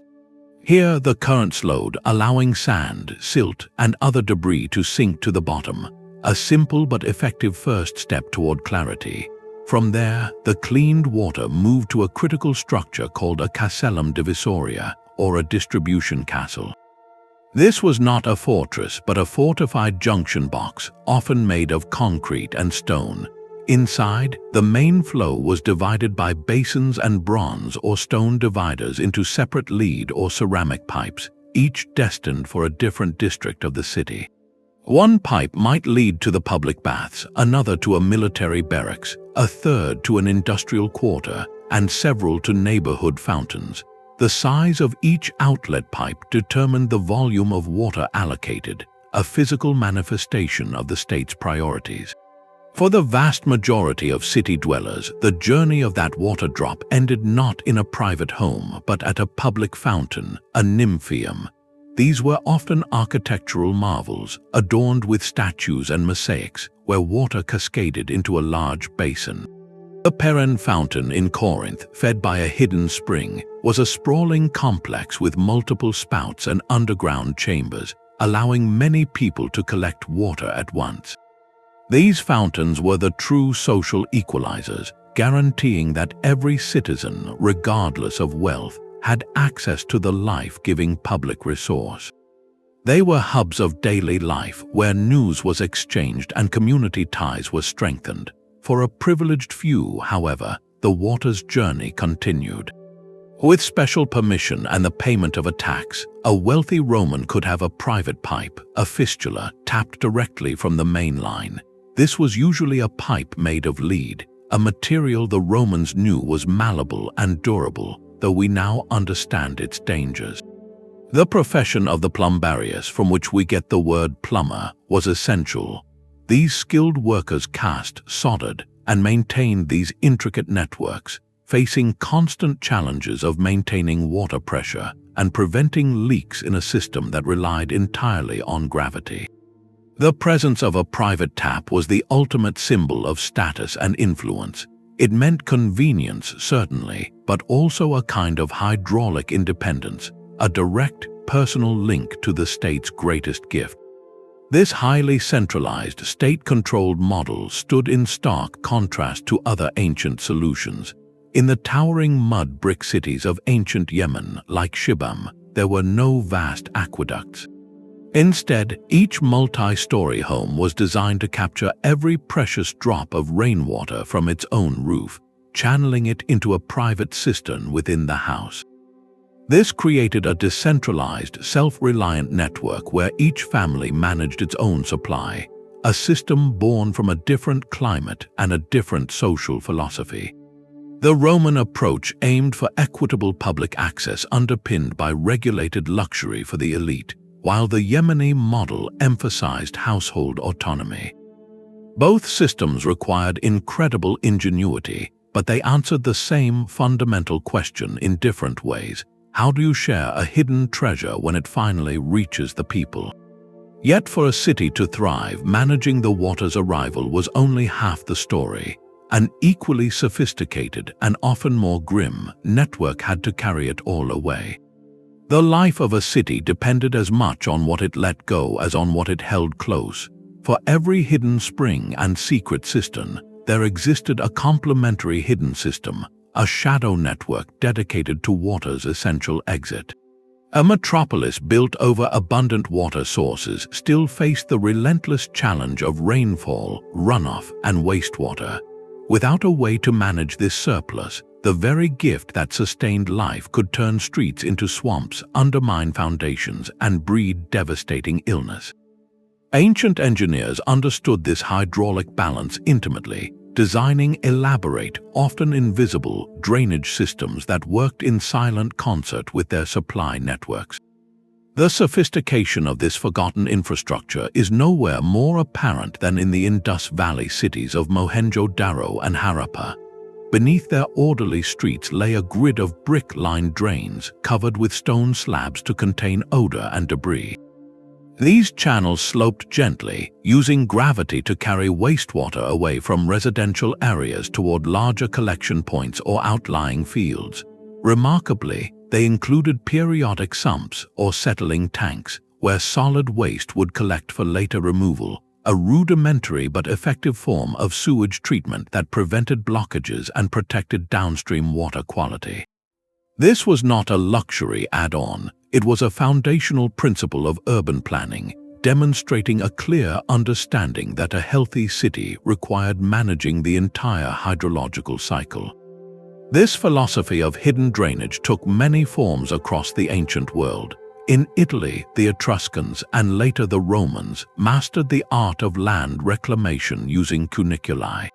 These were narrow, hand-dug drainage tunnels carved deep into hillsides or across waterlogged plains.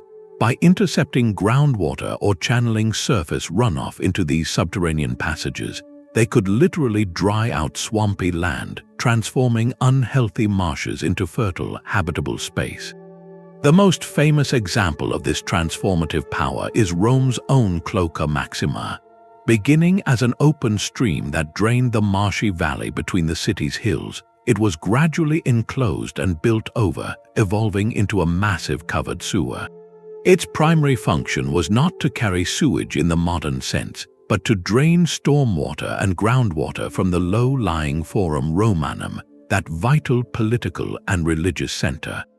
By controlling the hidden flow out, the Romans made the heart of their city stable and usable, turning a natural liability into the platform for an empire. Effective drainage was also engineered into the very storage systems themselves. The vast cisterns of Constantinople or Petra were not simple tanks, they were carefully designed hydrological organs.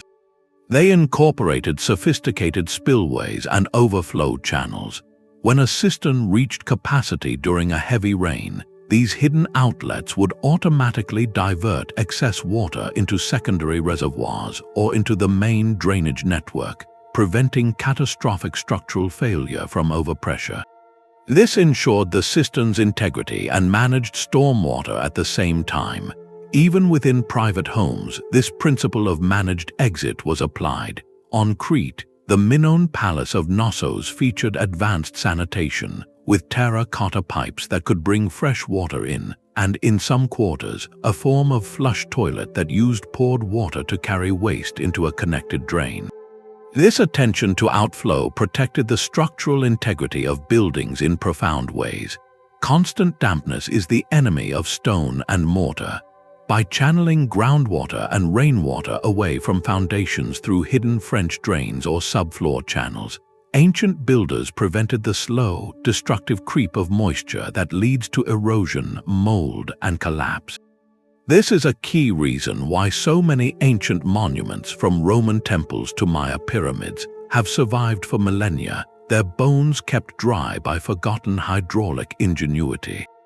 The need to maintain these invisible outflow channels created its own cultural legacy. The cleaning of the Cloaca Maxima was a state-sponsored ritual overseen by magistrates. Keeping the cuniculi clear in Etruscan territories required community coordination and specialized knowledge passed from father to son. This constant, quiet labor of maintenance was a civic duty as vital as manning the walls, for a city that could not shed its excess water would eventually drown in its own success. The hidden drainage system was the unsung partner to the hidden spring, a testament to the ancient understanding that true control of water meant guiding its entire journey, from mysterious origin to managed departure. A hidden spring demanded more than engineering, it required a covenant.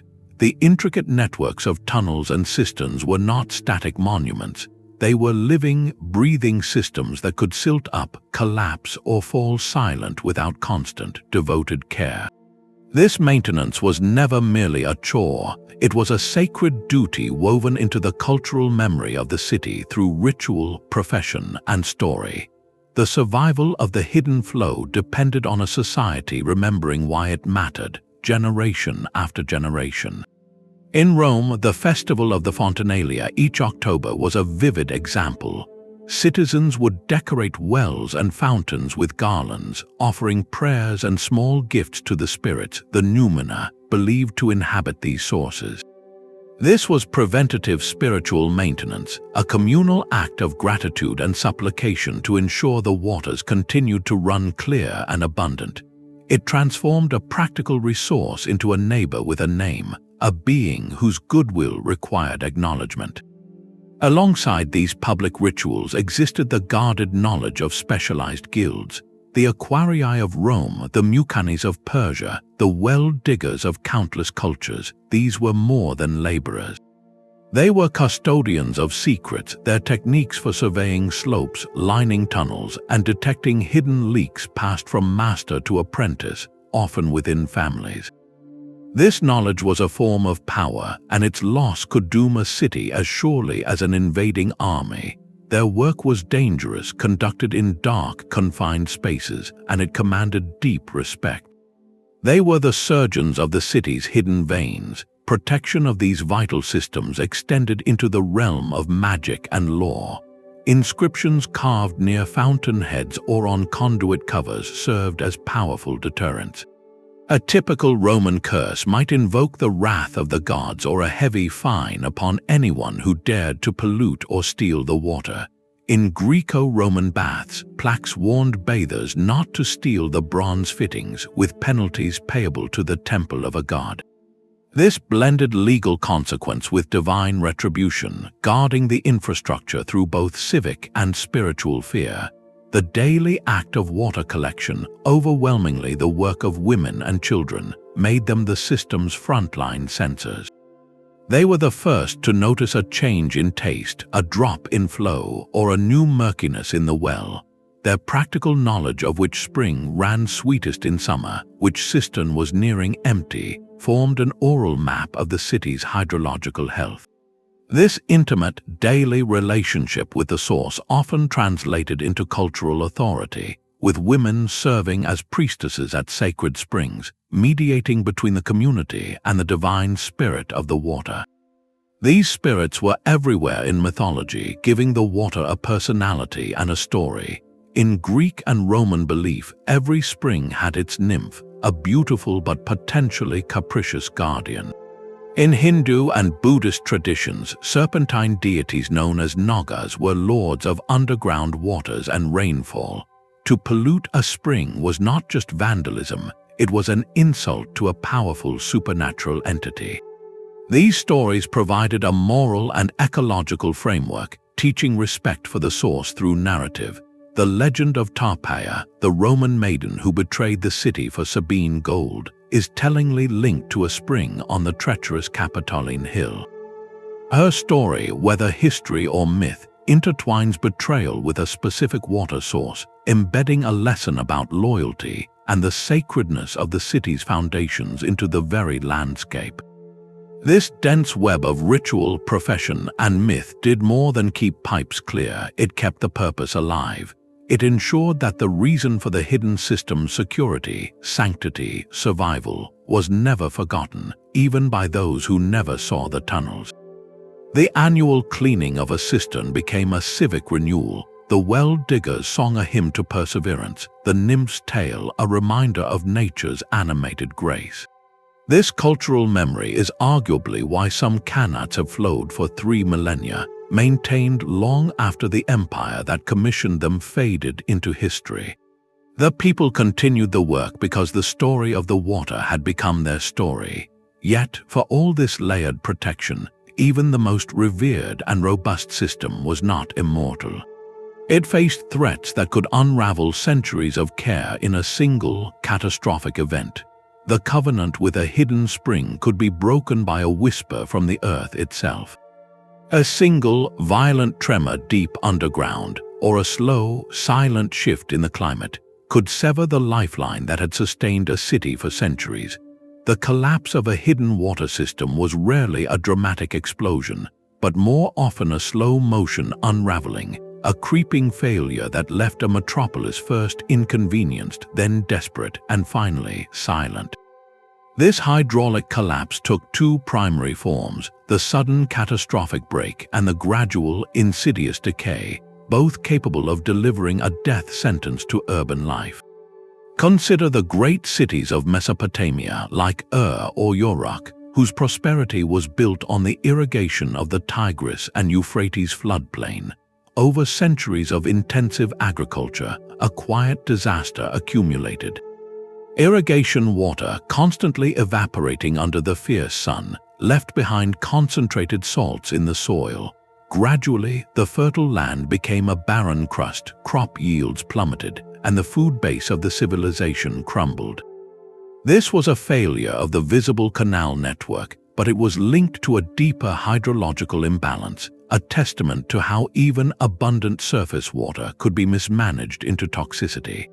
The silt that once fertilized fields eventually choked the very canals themselves, requiring Herculean efforts of dredging that a weakening state could no longer organize.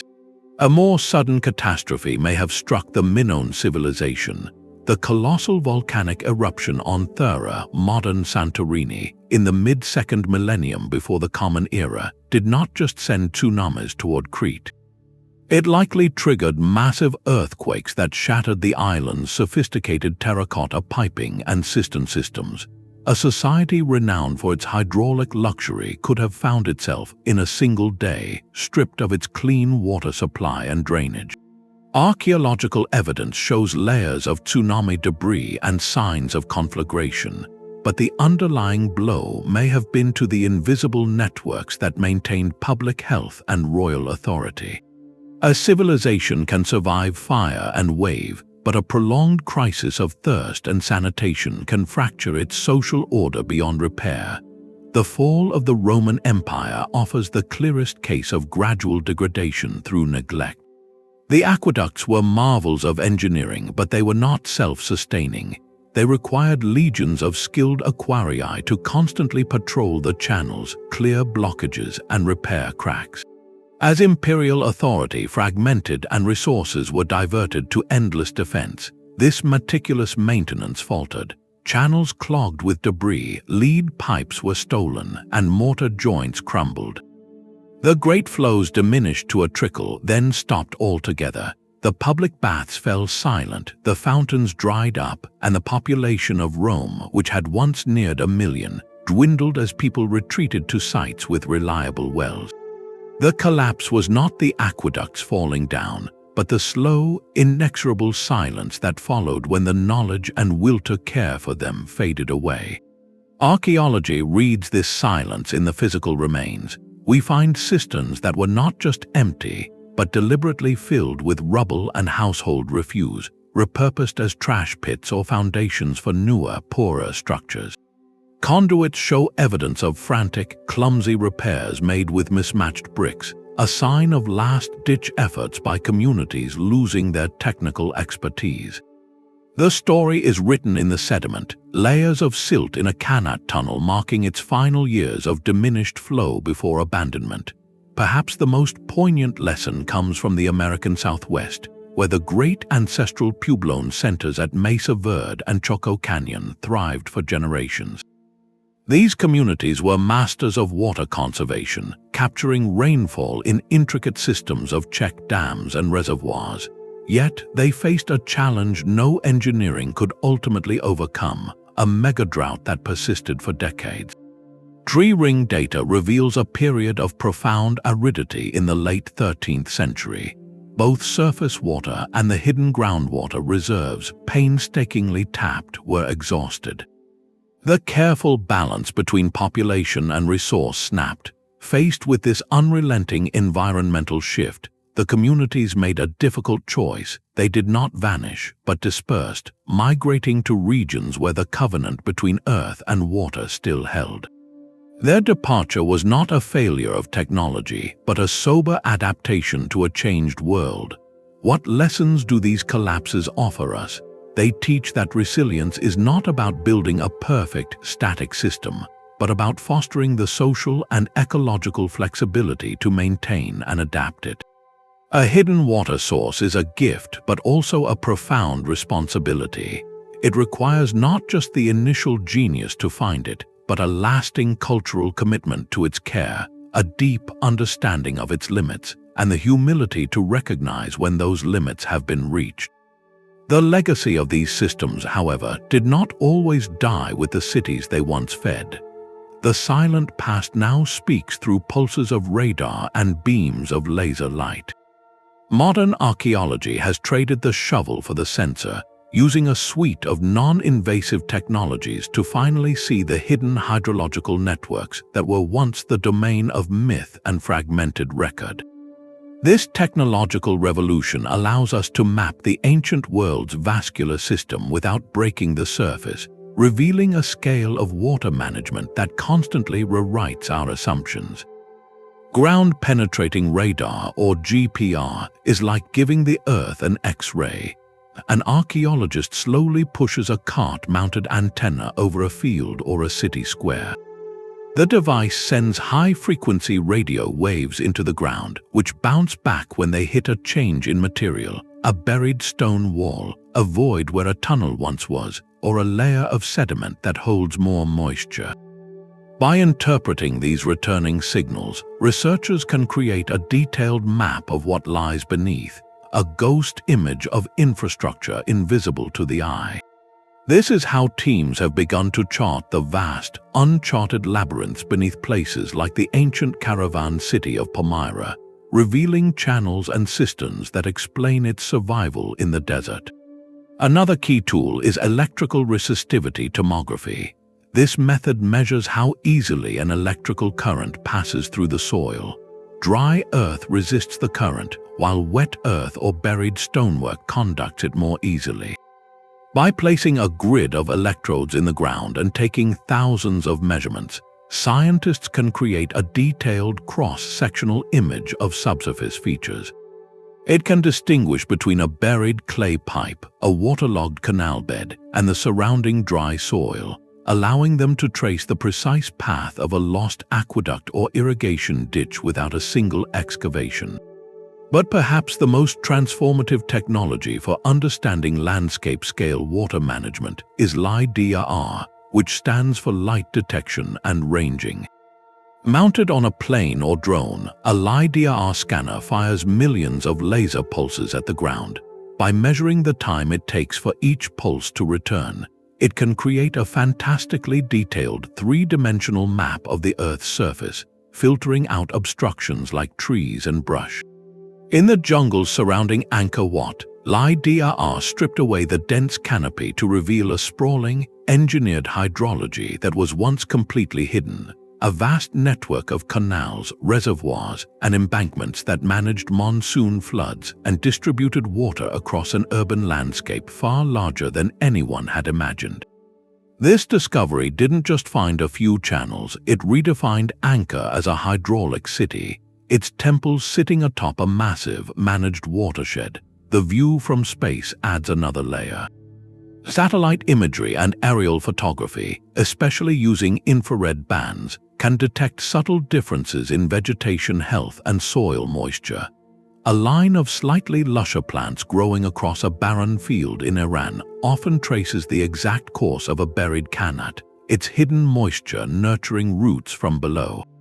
Archaeologists use these spectral signatures to map entire systems of vanished waterways, charting how ancient civilizations redirected rivers or filled dry lake beds. For systems now underwater, sonar provides the answer. Submerged scanning can map the contours of sunken harbors, like those of the ancient Greek city of Dyke, which was lost to an earthquake and tsunami, or identify the foundations of bridges and water mills now lying at the bottom of reservoirs. Each of these tools provides a different piece of the puzzle. The real power comes when they are combined. A researcher might use satellite data to identify a potential site, LiDAR to map its surface features, and then ground-penetrating radar to pinpoint exactly where to excavate a small, surgical trench to confirm a finding. This layered approach minimizes destruction and maximizes discovery. Beyond mapping structures, scientists delve into the very chemistry of history through sediment core analysis. By extracting long, tubular samples from the bottom of ancient reservoirs or from the layers of silt in a filled-in canal, they can read a chronological record of environmental change.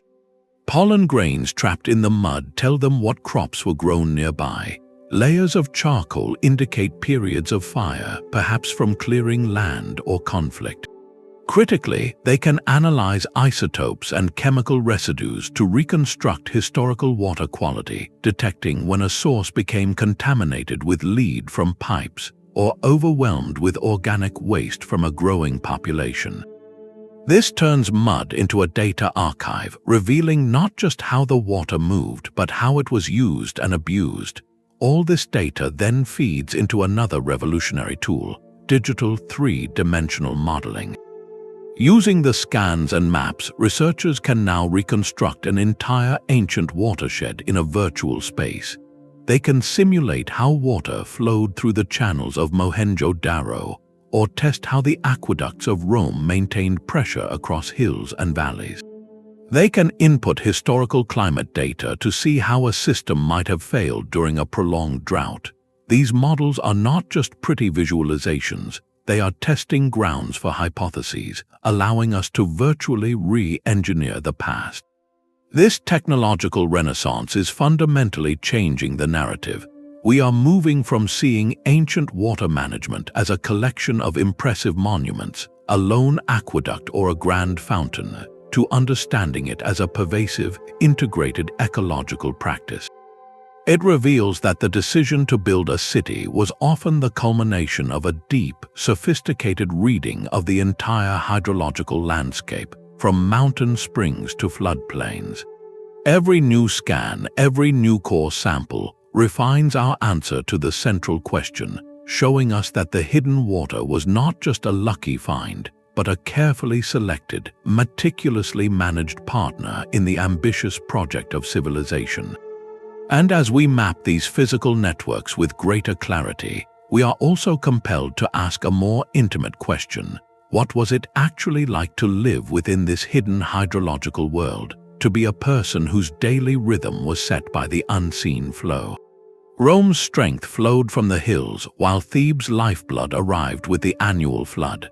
These two iconic cities embody the ultimate strategic choice in the ancient world: to anchor a civilization to a hidden, engineered system, or to the grand, visible rhythm of a great river. This contrast reveals a fundamental trade-off in urban survival, a choice between the security of secrecy and the bounty of predictability, each with its own profound costs and rewards. Consider the Roman model, a hybrid masterpiece. Rome was never solely reliant on the Tiber. It tapped hidden springs on the Palatine and Capitoline hills, built the Cloaca Maxima to drain its soggy forum, and later engineered aqueducts that brought distant spring water into the city through a mix of visible arches and hidden subterranean conduits. This gave Rome incredible flexibility. It could grow vertically up the hills for defense and horizontally across the plains because its water did not need to follow the river's course. The supply was relatively consistent year-round, buffered against seasonal drought by vast underground cisterns. But this independence came at a staggering price: the initial labor and ongoing maintenance of hundreds of miles of delicate infrastructure. A single earthquake or a prolonged social collapse could silence this complex machine, as history later proved. Ancient Thebes, in contrast, was a creature of the Nile. Its existence was an intimate dance with the river's immutable cycle. The annual inundation was a predictable, life-giving event, depositing fertile silt and replenishing groundwater. Water access was in many ways simpler, requiring wells and irrigation channels rather than mountain tunnels. The river provided a highway for transport and communication, binding the kingdom together. Yet this dependence created profound vulnerabilities. A city on a river is a city with a glaring strategic weakness. An enemy could, and sometimes did, attempt to divert or poison the flow upstream. The very floods that brought fertility could also bring catastrophic destruction if they were too high or arrived at the wrong time. And the stagnant waters of irrigation canals after the flood receded were breeding grounds for parasites and waterborne illnesses that shaped the population's health in ways the Romans, with their protected spring water, rarely faced. These different hydrological foundations fostered distinct social organizations.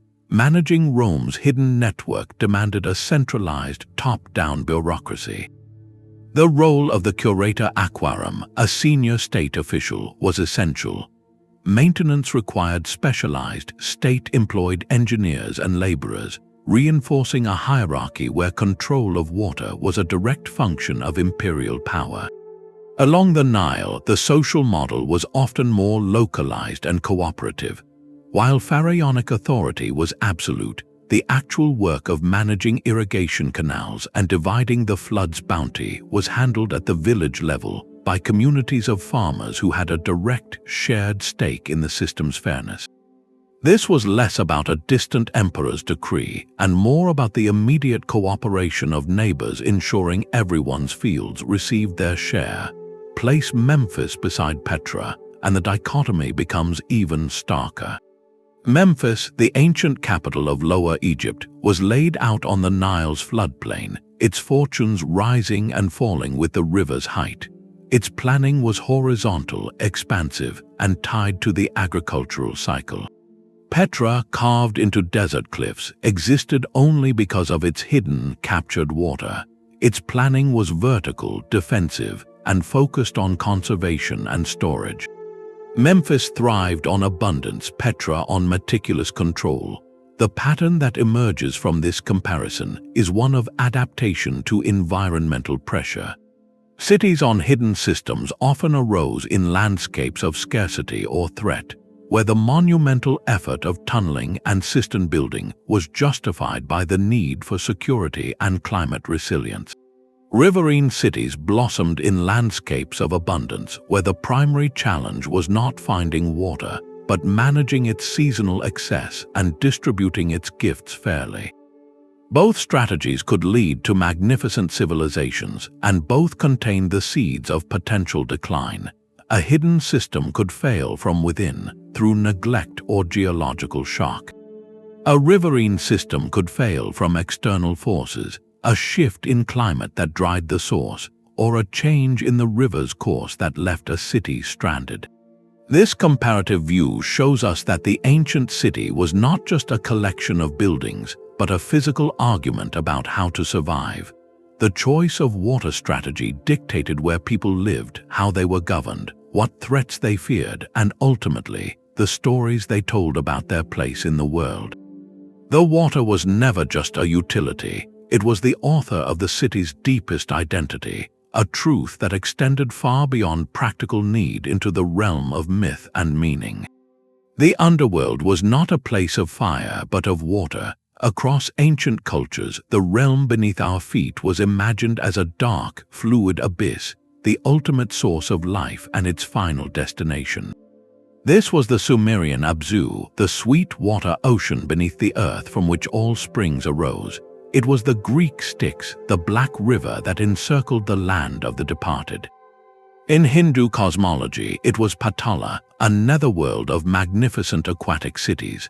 To build your city directly over a hidden spring or aquifer was therefore to position your community atop the very gateway to this chthonic realm. You were not just tapping a resource, you were establishing a permanent embassy to the source of creation itself, claiming a direct lineage to the primordial waters and the ancestors who had returned to them. This profound mythological framework transformed engineering into a sacred act, providing the ultimate narrative to justify the monumental labor of concealing and controlling water. This belief materialized in stone and ritual. The sacred precinct, or temenos, was often demarcated around a city's primary spring, walling off the mundane world from this point of contact with the divine below. In Egypt, mortuary temples for pharaohs were strategically placed near the Nile's edge or over known groundwater, linking the rituals of purification and eternal renewal to the physical presence of the life-giving flow. Tombs and burial chambers were frequently aligned with subterranean streams, ensuring the departed remained connected to the nourishing waters of the underworld. The story was etched into the landscape, the architecture serving as a permanent marker of this vertical connection between the living city and the watery depths. The link between divine water and urban foundation is explicit in the figure of the Babylonian god E, also known as Enki. He was the lord of the Abzu, the freshwater abyss, and the bestower of me, the divine decrees of civilization, including arts, law, and crafts. It was E who gave humanity the wisdom to build cities and to manage water. To found a city was thus to enact his will, to bring order from the cosmic waters. This idea of descent to the watery underworld, or Nakia, appears in epic journeys from Gilgamesh to Odysseus, where heroes cross a threshold of water to gain hidden knowledge or confront their mortality. The placement of oracles at these hydrological gateways made perfect sense. At Delphi, the Pythia delivered prophecies while seated over a geological fissure emitting vapors from a hidden spring, literally breathing in the breath of the earth god. She was a conduit between worlds. For the Maya, the cenotes were not just water sources, they were Tizianot, sacred sinkholes considered direct portals to Xibalba, the fearsome underworld. To build their most imposing structures like the Pyramid of El Castillo at Chichen Itza, directly over such a portal was to anchor their cosmic order. The pyramid became a axis mundi, a bridge between the heavens, the earthly realm, and the watery world below. This spiritual connection provided an unshakable rationale for the immense effort. Digging a Qanat or hewing a cistern was not mere digging. It was a devotional act, a physical prayer to ensure the continued favor of the gods who dwelled in the dark, wet deep. It gave every laborer a role in a cosmic drama, transforming backbreaking work into a shared sacred mission. This reverence, however, often held a solemn counterpart. Because these portals were so potent, they became places where the most significant communications with the other world occurred. Offerings were necessary to maintain the covenant, to thank the deities, or to appease them. This could take the form of precious objects like the jade and gold thrown into the sacred cenote, but in some cultural traditions, it also involved ceremonial practices where the ultimate offering was made. The hidden water, seen as a pathway to the divine, could thus become a context for rituals that reflected the profound gravity of the relationship between the community and the powers it believed sustained it. This darker aspect underscores the depth of the belief. The water was not just a utility, but a living, sacred force with which one negotiated, a force that gave life but also demanded respect in ways that shaped the spiritual and social fabric of the city for generations. The sacred cenote at Chichen Itza was not merely a source of water, but a mouth to the underworld. Within its dark, still waters, archaeologists have recovered not only exquisite jade and gold, but also ceramics, textiles, and the remains of individuals. These were not casual disposals but deliberate offerings to the rain god Chok, a profound communication with the divine using the most precious medium available, life itself, entrusted to the hidden depths. This practice reveals a sobering truth. The same hidden water that gave life was also seen as a fitting vessel for rituals addressing death, fertility, and cosmic balance. Across the ancient world, these potent sources held a dual nature, both nourishing and demanding, a duality that shaped some of the most complex and consequential cultural practices. In the peat bogs of northern Europe, a different kind of water has preserved a haunting record. The so-called bog bodies, individuals from the Iron Age, are often found with signs of what researchers interpret as ritual practices. The theory, supported by many archaeologists, is that these wetlands, seen as gateways to the otherworld, were places where offerings were made to deities of fertility or sovereignty. The water, acidic and airless, acted as a perfect preservative, capturing a moment of ceremony for millennia. This connection between hidden, liminal waters and sacrificial rites speaks to a universal human impulse to give something of immense value to secure something even greater, the continued favor of the forces that controlled the rain, the harvest, and the fate of the community. This logic extended to the management of transgression. In Rome, the Tarpeian Rock, a cliff on the Capitoline Hill, was used as an execution site. Certain criminals were cast from this height into the Tiber River below. While a political punishment, the act carried a deeper, older resonance. The river was cleansing the city of its moral pollution, carrying the condemned away as a kind of sacrificial scapegoat. The water source, whether a cenote, a bog, or a river, became the community's sink, absorbing not just physical waste, but spiritual and social contamination as well. To protect against such defilement, societies erected formidable pollution taboos. These were not suggestions but sacred laws, often enforced with severe penalties. A spring dedicated to a nymph or a god might be strictly off-limits for any mundane activity. Washing clothes, bathing animals, or disposing of waste anywhere near it was considered a grave offense, an insult to the deity that risked drying up the flow or bringing illness upon the people. In many Greek city-states, strict regulations governed the use of public fountains, separating those for drinking from those for washing. The Zoroastrians of ancient Persia held water as one of the sacred elements, and contamination was a serious religious concern. These taboos created powerful behavioral controls, dictating where people could go and what they could do, effectively mapping a zone of sacred purity onto the hydrological landscape. The entire community became a guardian of the source. The fear was not superstition, but a practical understanding of cause and effect, expressed in spiritual terms. They observed that fouling a well led to sickness, so they framed the rule as a divine commandment. This intertwining of hygiene and holiness made the protection of water a collective religious duty.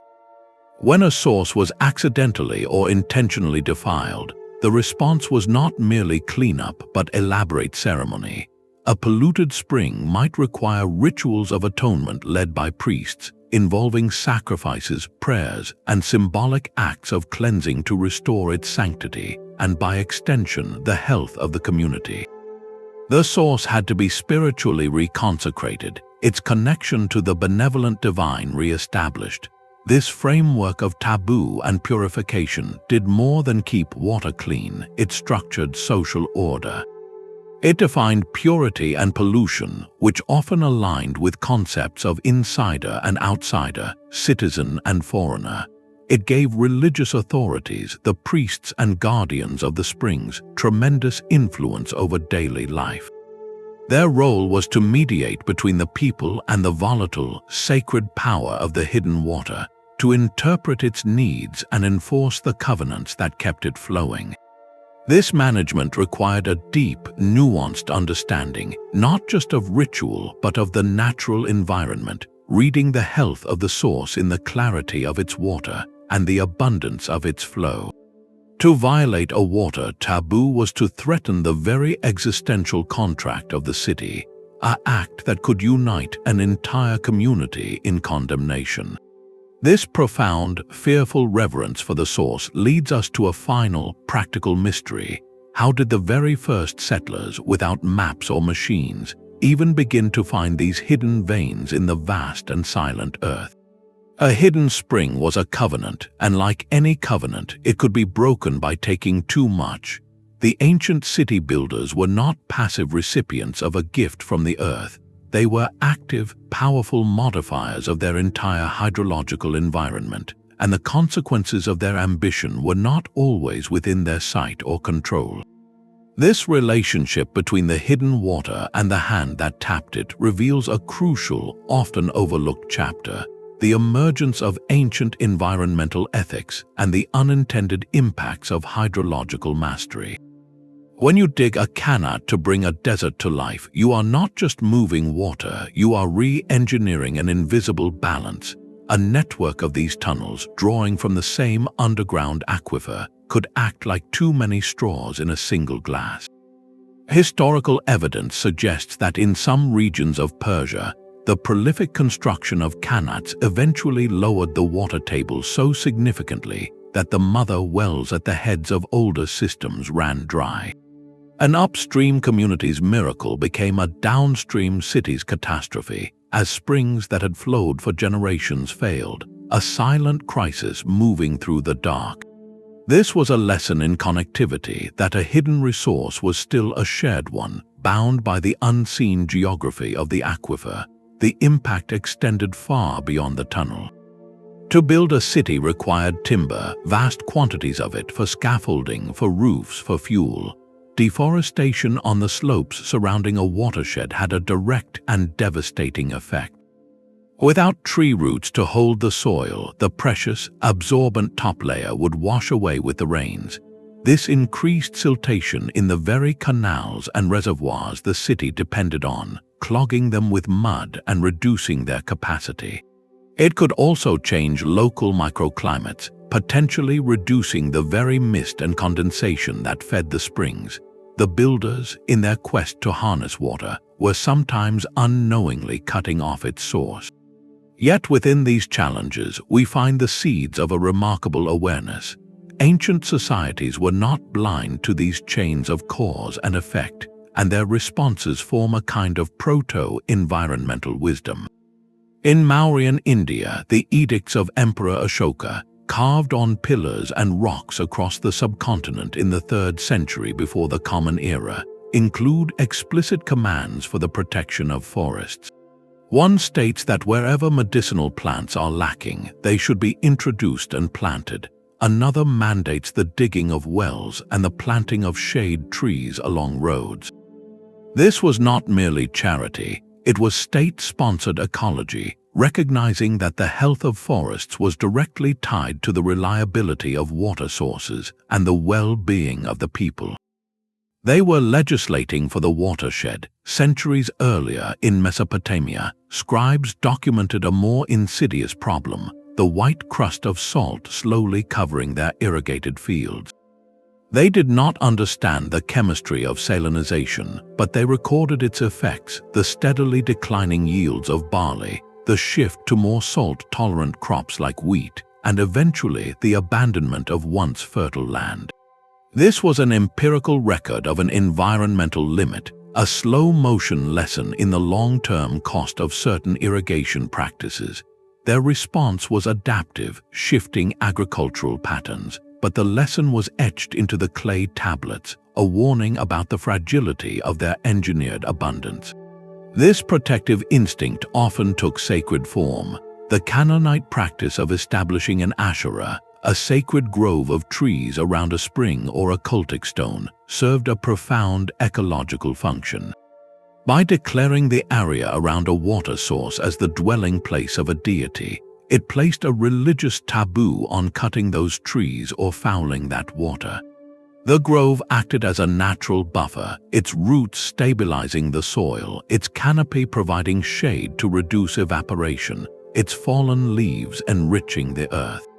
The spiritual law enforced a practical conservation, ensuring the spring's longevity for generations. The ethics were woven into the design of the systems themselves.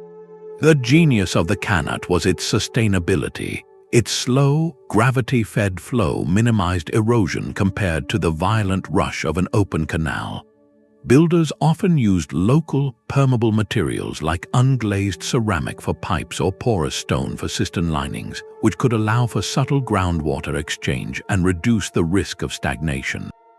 These were not accidents, but refinements born from centuries of observation, a deep material conversation with the local environment. The story of the Hohokam people in the American Southwest presents a possible case study in reaching a hydrological limit. Their extensive canal networks in the Salt River Valley of Arizona are a marvel, transforming a desert into a breadbasket for a large population. Yet, their society underwent a dramatic transformation and dispersal around the 15th century. While the causes are complex and involve social and climatic factors, some researchers point to the possibility of unsustainable water extraction.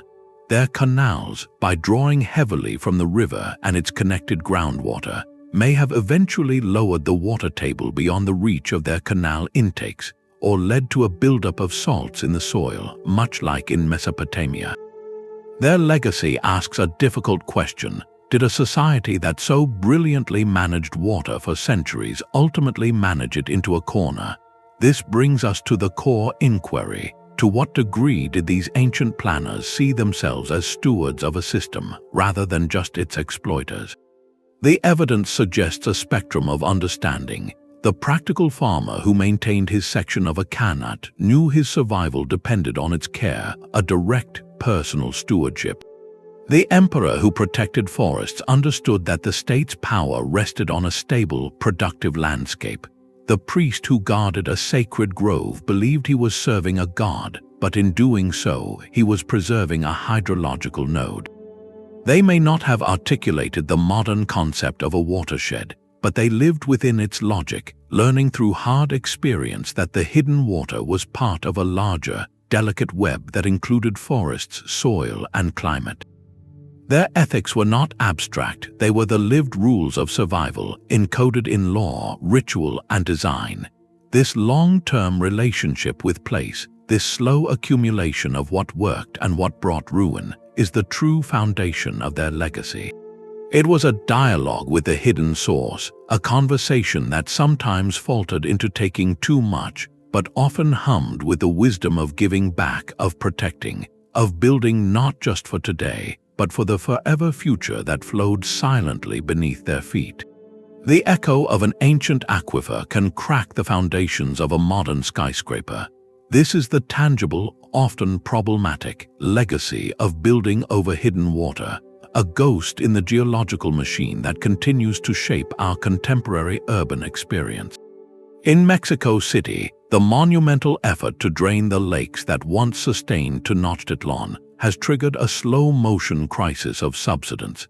As the vast, spongy clay of the old lake bed dries out and compresses, the city above it sinks, sometimes by dozens of centimeters a year, twisting building foundations and rupturing underground pipes.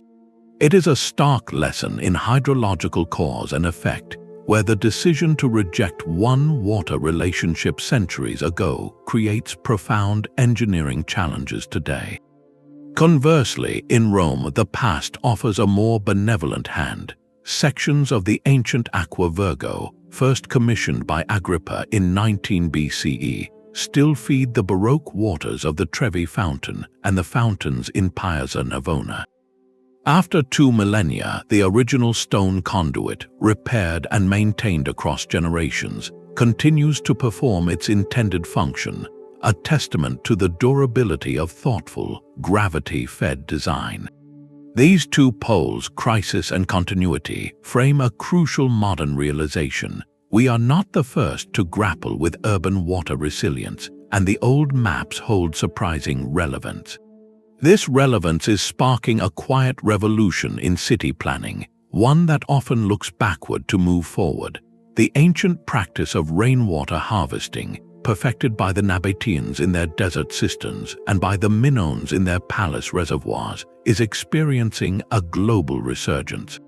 Modern cities, facing more intense storms and longer droughts, are investing in distributed networks of underground cisterns and green infrastructure.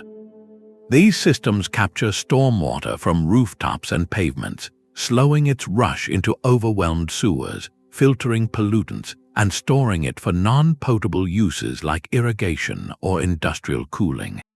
This is not new technology. It is the revival of a fundamental principle: to see rainfall not as a nuisance to be expelled, but as a resource to be captured and conserved. In a profound reversal of ancient practice, some cities are now daylighting streams that were buried centuries ago for sanitation or development. The restoration of the Cheonggyecheon stream in Seoul, South Korea, transformed a covered concrete drainage channel into a vibrant, publicly accessible riparian corridor.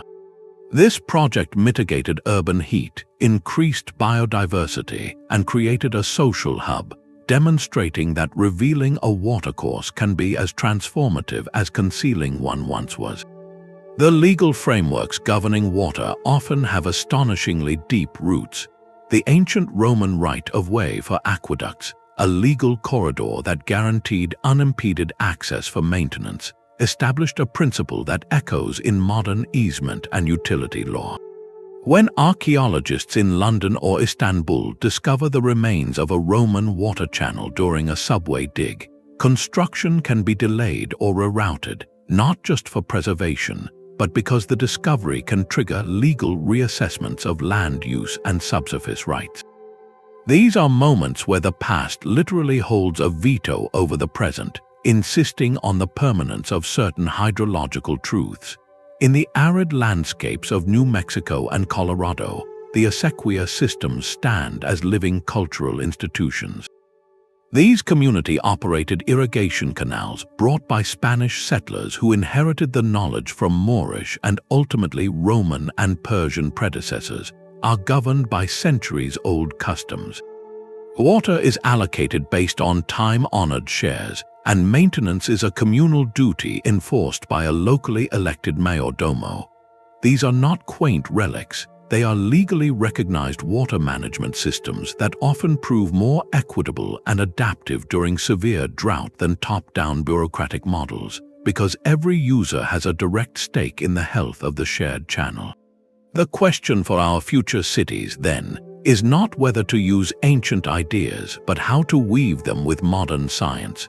We can now map aquifers with satellite gravity measurements and model watershed impacts with powerful computers, tools the builders of Petra or Constantinople could never have imagined.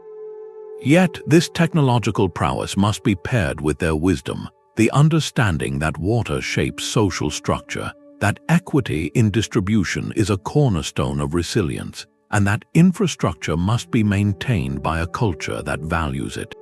The legacy is not merely physical pipes in the ground. It is a cultural mindset, one that sees the city not as separate from its water cycle, but as an integrated participant within it. By listening to the whispers of these old systems, we might learn to build new ones that are not just efficient, but inherently sustainable, honoring the ancient covenant between a city and the hidden sources that make it possible. The echo of that ancient covenant now finds its voice in a global declaration of value. Scattered across the world, from the deserts of Iran to the rice terraces of Bali, ancient water systems are no longer seen as mere ruins, but as living, breathing testaments to human ingenuity, now formally protected as UNESCO World Heritage Sites. This designation is a profound shift in understanding. It recognizes that a Qanat or a sabak is not just a collection of stones and channels, but a continuous cultural landscape, a dialogue between a community and its environment that has persisted, in some cases, for millennia. The protected status of the Persian Qanat, the sabak system of Bali, and the historica flage irrigation channels of Oman sends a clear message. These are not relics of a dead past, but vital chapters in humanity's ongoing story of survival and sustainability. Yet, granting a site World Heritage status is only the beginning of a much more difficult conversation: the daily work of preservation against relentless modern pressures. The threats are as varied as the systems themselves. Invisible and fragile, a subsurface network is uniquely vulnerable. Unchecked urban development can pave over the access shafts of a Qanat, severing its connection to the surface and dooming the tunnel below to collapse. Chemical pollution from modern agriculture can seep down, poisoning a groundwater source that has run clean for centuries. Perhaps the most insidious threat is the slow erosion of traditional knowledge. When the last Mukani who knows how to read the slope of a tunnel or repair a collapsed section passes away without an apprentice, that system's fate is often sealed. Preservation, therefore, must be as dynamic as the systems it seeks to protect. It cannot be about placing a glass case over a static monument, for a functioning water system is never static. It is a living entity that requires use and care. This is why the most successful conservation projects actively involve the communities who are the heirs to this legacy. In Oman, the maintenance of the Aflaj channels is still governed by village councils that allocate water shares and organize cleaning days, a practice now supported and documented by heritage agencies. The goal is not to freeze the system in time, but to ensure the social and technical knowledge that sustains it continues to thrive. In India, numerous stepwells, once abandoned and filled with trash, are being painstakingly restored by teams of archaeologists and local volunteers. The Rani Kai Vav stepwell in Gujarat, now a UNESCO site, was excavated from centuries of silt, its breathtaking sculptural panels revealing stories that had been swallowed by the earth. This work is not just archaeological, it is cultural reclamation, returning a space of community, coolness, and beauty to the public realm. The restoration of Istanbul's Basilica Cistern presents a different model, one of adaptive reuse. Once a forgotten subterranean reservoir, it was cleared, reinforced, and opened to the public. Now, visitors walk its raised platforms under soft lighting, hearing the constant drip of water, experiencing the awe of the space as Byzantines once did. It hosts cultural events and concerts, its acoustics and atmosphere creating a bridge between ancient utility and modern artistic expression. This approach keeps the structure relevant, generating funds for its ongoing maintenance while allowing new generations to physically connect with the hidden engineering of the past. These efforts, however, raise complex ethical questions. Should an ancient system be restored to full working order, to irrigate fields as it once did, or is its value now primarily historical and educational? Is it acceptable to use modern materials like concrete to stabilize a 2,000-year-old tunnel, or does that compromise its authenticity? There is no single answer, as each site demands a balance between preserving material integrity and honoring its original, living purpose. Furthermore, a new, overarching threat now looms, one the original builders could not have anticipated: climate change. The precise hydrological balance that systems like Petra's were designed for is being altered. More intense, unpredictable flash floods can overwhelm ancient diversion dams and scour out channels in a single violent event. Prolonged droughts can lower groundwater tables beyond the reach of Qanat mother wells.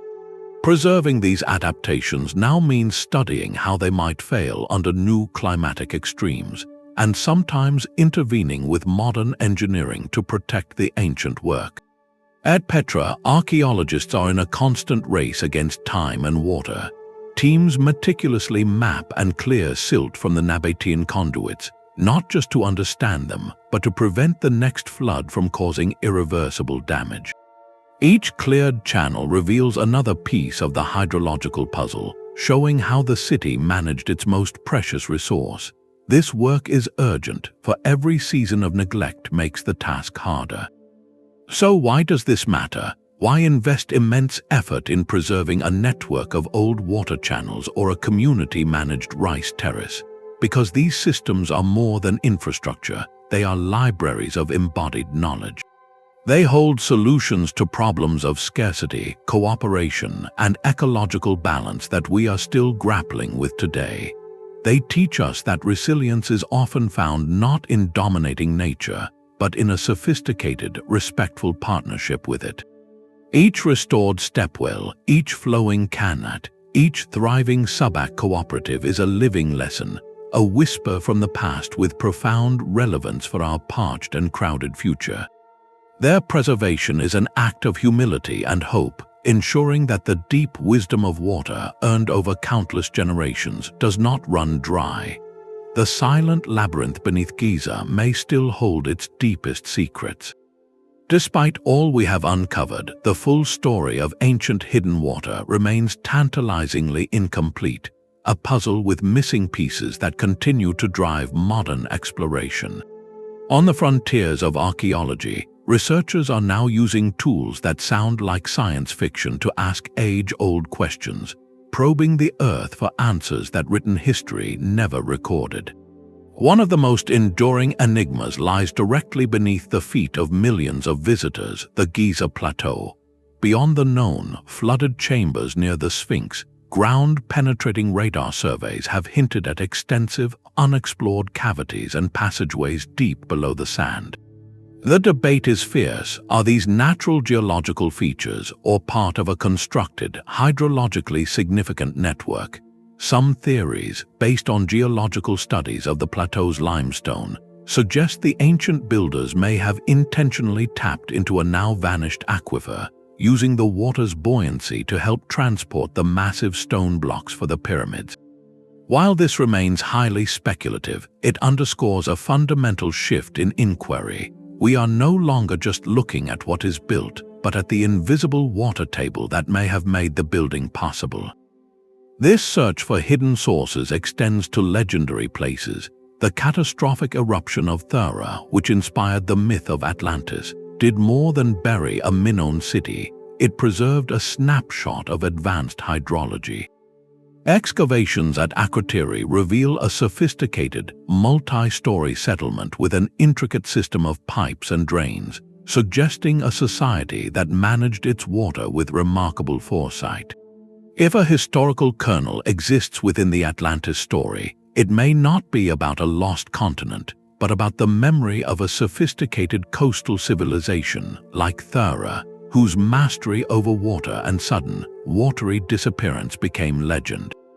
The search becomes a process of separating geological fact from philosophical metaphor, asking if the story remembers a real place that turned its hidden water into both life and, ultimately, a path to its end. Back in Rome, the source of the sacred Egeria spring, a nymph's grove central to the city's founding myths, has never been conclusively located. Was it a natural spring that simply ran dry, or was it part of a managed underground system that was later dismantled? Researchers now employ isotopic analysis, a kind of chemical fingerprinting, to answer such questions. By studying the unique signature of oxygen and hydrogen isotopes in the mineral crusts left inside ancient aqueduct channels or in the plaster of cisterns, scientists can trace the specific geological origin of the water that flowed there. This technique can potentially distinguish between water from a distant mountain spring and water from a local, hidden aquifer, revealing the true reach and source of a city's ancient supply. In Jerusalem, a sacred mystery rests in the depths. Beneath the dome of the rock lies a cavern known as the Well of Souls. Is it a natural karst formation filled with groundwater, an ancient constructed cistern, or something in between? Its origins are obscured by layers of religious significance, making archaeological investigation nearly impossible. Yet, the question is hydrologically profound. It speaks to the very reason this rocky outcrop was chosen for successive temples. Did a reliable, hidden water source make this site not just spiritually potent, but practically viable for large-scale ritual and congregation? Sometimes the mystery is preserved not by earth but by reverence. To see into such forbidden or deeply buried spaces, science is turning to particles from outer space. muon tomography is a revolutionary non-invasive technique. It uses muons, cosmic rays that constantly shower the Earth and can penetrate hundreds of meters of stone. By placing sensitive detectors around a structure like a pyramid, researchers can map the density inside, revealing voids or chambers without drilling a single hole. While the primary goal is to find hidden rooms, a secondary question follows. Could any discovered void show signs of ancient water ingress, or even be a deliberately sealed water chamber? The technology allows us to ask the question without disturbing a single stone. Other clues are more botanical. By extracting deep core samples from the silt of long-abandoned canals, scientists can analyze ancient pollen grains trapped for millennia. This microfossil record acts as a time capsule of the surrounding environment. A sudden shift in pollen types, from drought-resistant plants to species that thrive in wet conditions, can pinpoint the precise moment a new water source was tapped or a canal began to function. It tells a story not of kings and engineers, but of the landscape itself, recording how the hidden water, once harnessed, changed the very ecology of a place. So what does the future hold? The next breakthrough may lie in quantum gravity sensors that can map subterranean water channels with unprecedented clarity, or in artificial intelligence trained to recognize the subtle surface patterns indicative of buried hydraulic networks from satellite imagery. Each technological leap promises to pull back another layer of the unseen. These persistent mysteries do more than frustrate archaeologists. They remind us that the past is not a closed book, but a living field of inquiry. Every unanswered question about a hidden spring or a blocked tunnel is an invitation, a reminder that the ancient conversation between city and water is still whispering, if we have the right tools to listen. The true test of an ancient water system was not its construction, but its endurance across centuries of drought and flood. Our own era now faces a similar trial, as climate change intensifies both scarcity and deluge, placing immense strain on modern centralized water grids. Here, the past speaks with urgent clarity, offering not blueprints to copy, but profound principles to adapt. The ancient strategies of tapping hidden groundwater, harvesting every drop in cisterns, and creating distributed, resilient networks provide powerful analogies for a world seeking to become more water-wise. Yet we must also heed their sobering failures, the silent crises of over-extraction, the creeping poison of soil salinization, and the catastrophic vulnerability to seismic events that could shatter their delicate channels. From this dual legacy, we can extract vital lessons for 21st century water management, lessons that are both practical and deeply philosophical. On a practical level, the ancient model advocates for a hybrid approach, one that marries the precision of modern science with the resilience of older, localized wisdom. Today, we can map aquifers with satellite gravity measurements and model groundwater flow with supercomputers, tools that allow us to manage extraction sustainably, to understand recharge rates and set clear limits. This is the modern equivalent of the Mukani listening to the Earth, but with a planetary scale hearing aid. Alongside this high-tech stewardship, there is a pressing need to revive small-scale, decentralized water capture. The concept of the sponge city, inspired by ancient permeable landscapes and cistern networks, is gaining traction. Instead of designing cities to shed water as quickly as possible through impermeable concrete and storm drains, the goal is to let the urban fabric absorb, clean, and store rainfall. Green roofs, permeable pavements, and neighborhood-scale retention basins mimic the function of Petra's cliff-carved cisterns or the Nabatean diversion dams, slowing the water's journey, allowing it to replenish local aquifers and creating a buffer against both drought and flood. This reduces the catastrophic pressure on overtaxed, centralized dams and treatment plants, creating a system that is less efficient in a narrow engineering sense, but far more resilient in the face of disruption. This shift requires a parallel revolution in how we legally and economically value water. The ancient emphasis on water as a public trust and a sacred resource stands in stark challenge to modern notions of water as a purely economic commodity to be bought, sold, and allocated to the highest bidder. Ancient legal codes, from the Sabbac agreements in Bali to the water judges of Petra, were built on principles of equitable sharing and intergenerational responsibility. Their focus was on maintaining the system for the long-term health of the community, not on maximizing short-term gain. Our contemporary legal frameworks must evolve to prioritize long-term sustainability, embedding the precautionary principle into water law and recognizing that the right to water is inseparable from the duty to protect its source. This means creating policies that reward conservation, that protect recharge zones from pollution and development, and that give communities a direct stake in the health of their watersheds, much like the acequia associations of the American Southwest.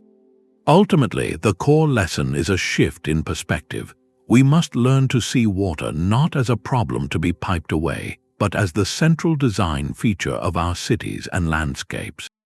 How can we build urban environments today that are as thoughtfully adapted to their water reality as Tenochtitlan was to its lake or Petra to its desert canyon? It begins by asking the same foundational question those ancient planners did: where is our water, and how do we live within its true means? It means designing with humility, recognizing that our control is always provisional, and that the hidden sources we depend on demand not just exploitation, but reverence and meticulous care. The ancient covenant was between a city and its spring, a promise of stewardship in return for life. Our modern challenge is to forge a new covenant, one that scales that intimate relationship to the level of a planet, using every tool at our disposal to ensure the hidden veins of the earth continue to flow, not just for our generation but for all those to come. The cool hush of an underground cistern was a sanctuary for the senses. Beyond the critical functions of defense and survival, the hidden water systems of the ancient world served a purpose that speaks directly to the human spirit, the creation of beauty, tranquility, and psychological well-being. This was water not just as a utility, but as an essential ingredient in the art of living well, a deliberate cultivation of aesthetic and emotional experience that elevated the entire city. The manipulation of hidden water allowed ancient planners to craft environments that soothed the mind, delighted the eye, and reinforced a deep, almost subconscious sense of security and civic pride. It transformed the practical act of hydration into a daily encounter with the sublime. Consider the Roman Nymphaeum. Far more than a simple public fountain, it was a monumental facade of marble and mosaic, often adorned with statues of river gods and nymphs. Here, water brought from distant springs via hidden conduits would cascade over sculpted tiers, catching the light and filling the air with a gentle, cooling murmur. This was infrastructure as public art, a deliberate spectacle that turned the distribution of a vital resource into a celebration of imperial generosity and civic identity. To collect water was to participate in a moment of beauty, a daily ritual that connected the citizen to both the state's power and the natural world's grace. Similarly, in the Minoan Palace of Phaistos, the sunken court remains an architectural puzzle. Many archaeologists believe its carefully plastered floor and central drain were designed not for dry processions, but for water displays, perhaps to be filled as a reflective pool during ceremonies. The effect would have been magical, turning the court into a mirror for the sky, a liquid stage that amplified the grandeur of rituals and connected the palace physically and symbolically to the elemental power of water. This aesthetic integration reached its zenith in the garden. The Persian paradisa, the origin of our word paradise, was a walled garden that represented an idealized, ordered nature. Its design was fundamentally hydraulic. Hidden channels and qanats fed rills and fountains that cooled the air, while carefully engineered pools reflected cypress trees and pavilions. The sound and sight of water were not decorations, they were the central nervous system of the garden, creating a microclimate of sensory pleasure and philosophical contemplation. It was a controlled echo of Eden, a statement that true civilization meant mastering water to create pockets of perfected beauty. This philosophy of therapeutic design extended to the Roman bathhouse, the thermae. These were not merely places to get clean, they were sprawling complexes for socializing, exercise, and relaxation. The journey through a bath, from the hot coldarium to the warm tepidarium and the cold frigidarium, was a carefully choreographed sensory experience made possible by vast, hidden reservoirs and furnaces. The presence of clean, flowing water in such abundance was a direct contributor to public health, but its setting within grand halls of marble and mosaic made it a cornerstone of perceived quality of life, a daily affirmation of the benefits of urban living. The psychological impact of the hidden source itself was perhaps the most profound benefit of all. For the citizen of Constantinople or Petra, the knowledge that a secret, inexhaustible well lay beneath the city's stones was a powerful tonic for anxiety. In times of peace, it fostered a deep-seated civic pride, a collective confidence in their city's ingenuity and permanence. In times of siege or drought, that same knowledge became a bedrock of resilience, a quiet certainty that they could outlast the threat. This security was felt, not just known. The cool, damp air rising from a cistern shaft on a hot day, the constant, gentle trickle heard in a quiet courtyard fountain, these were sensory proofs of the system's vitality. They were daily, tangible reminders that the city was alive, protected, and in harmony with the element that sustained it. This holistic appreciation, where water's beauty was inseparable from its utility and its sacredness, fostered a culture of stewardship. When a resource is woven into your art, your leisure, and your deepest sense of security, you are far less likely to neglect or pollute it. The aesthetic celebration of water reinforced its cultural importance, making its care a matter of preserving not just function, but beauty and identity. In this light, the silent, invisible plumbing of the modern city represents a curious loss.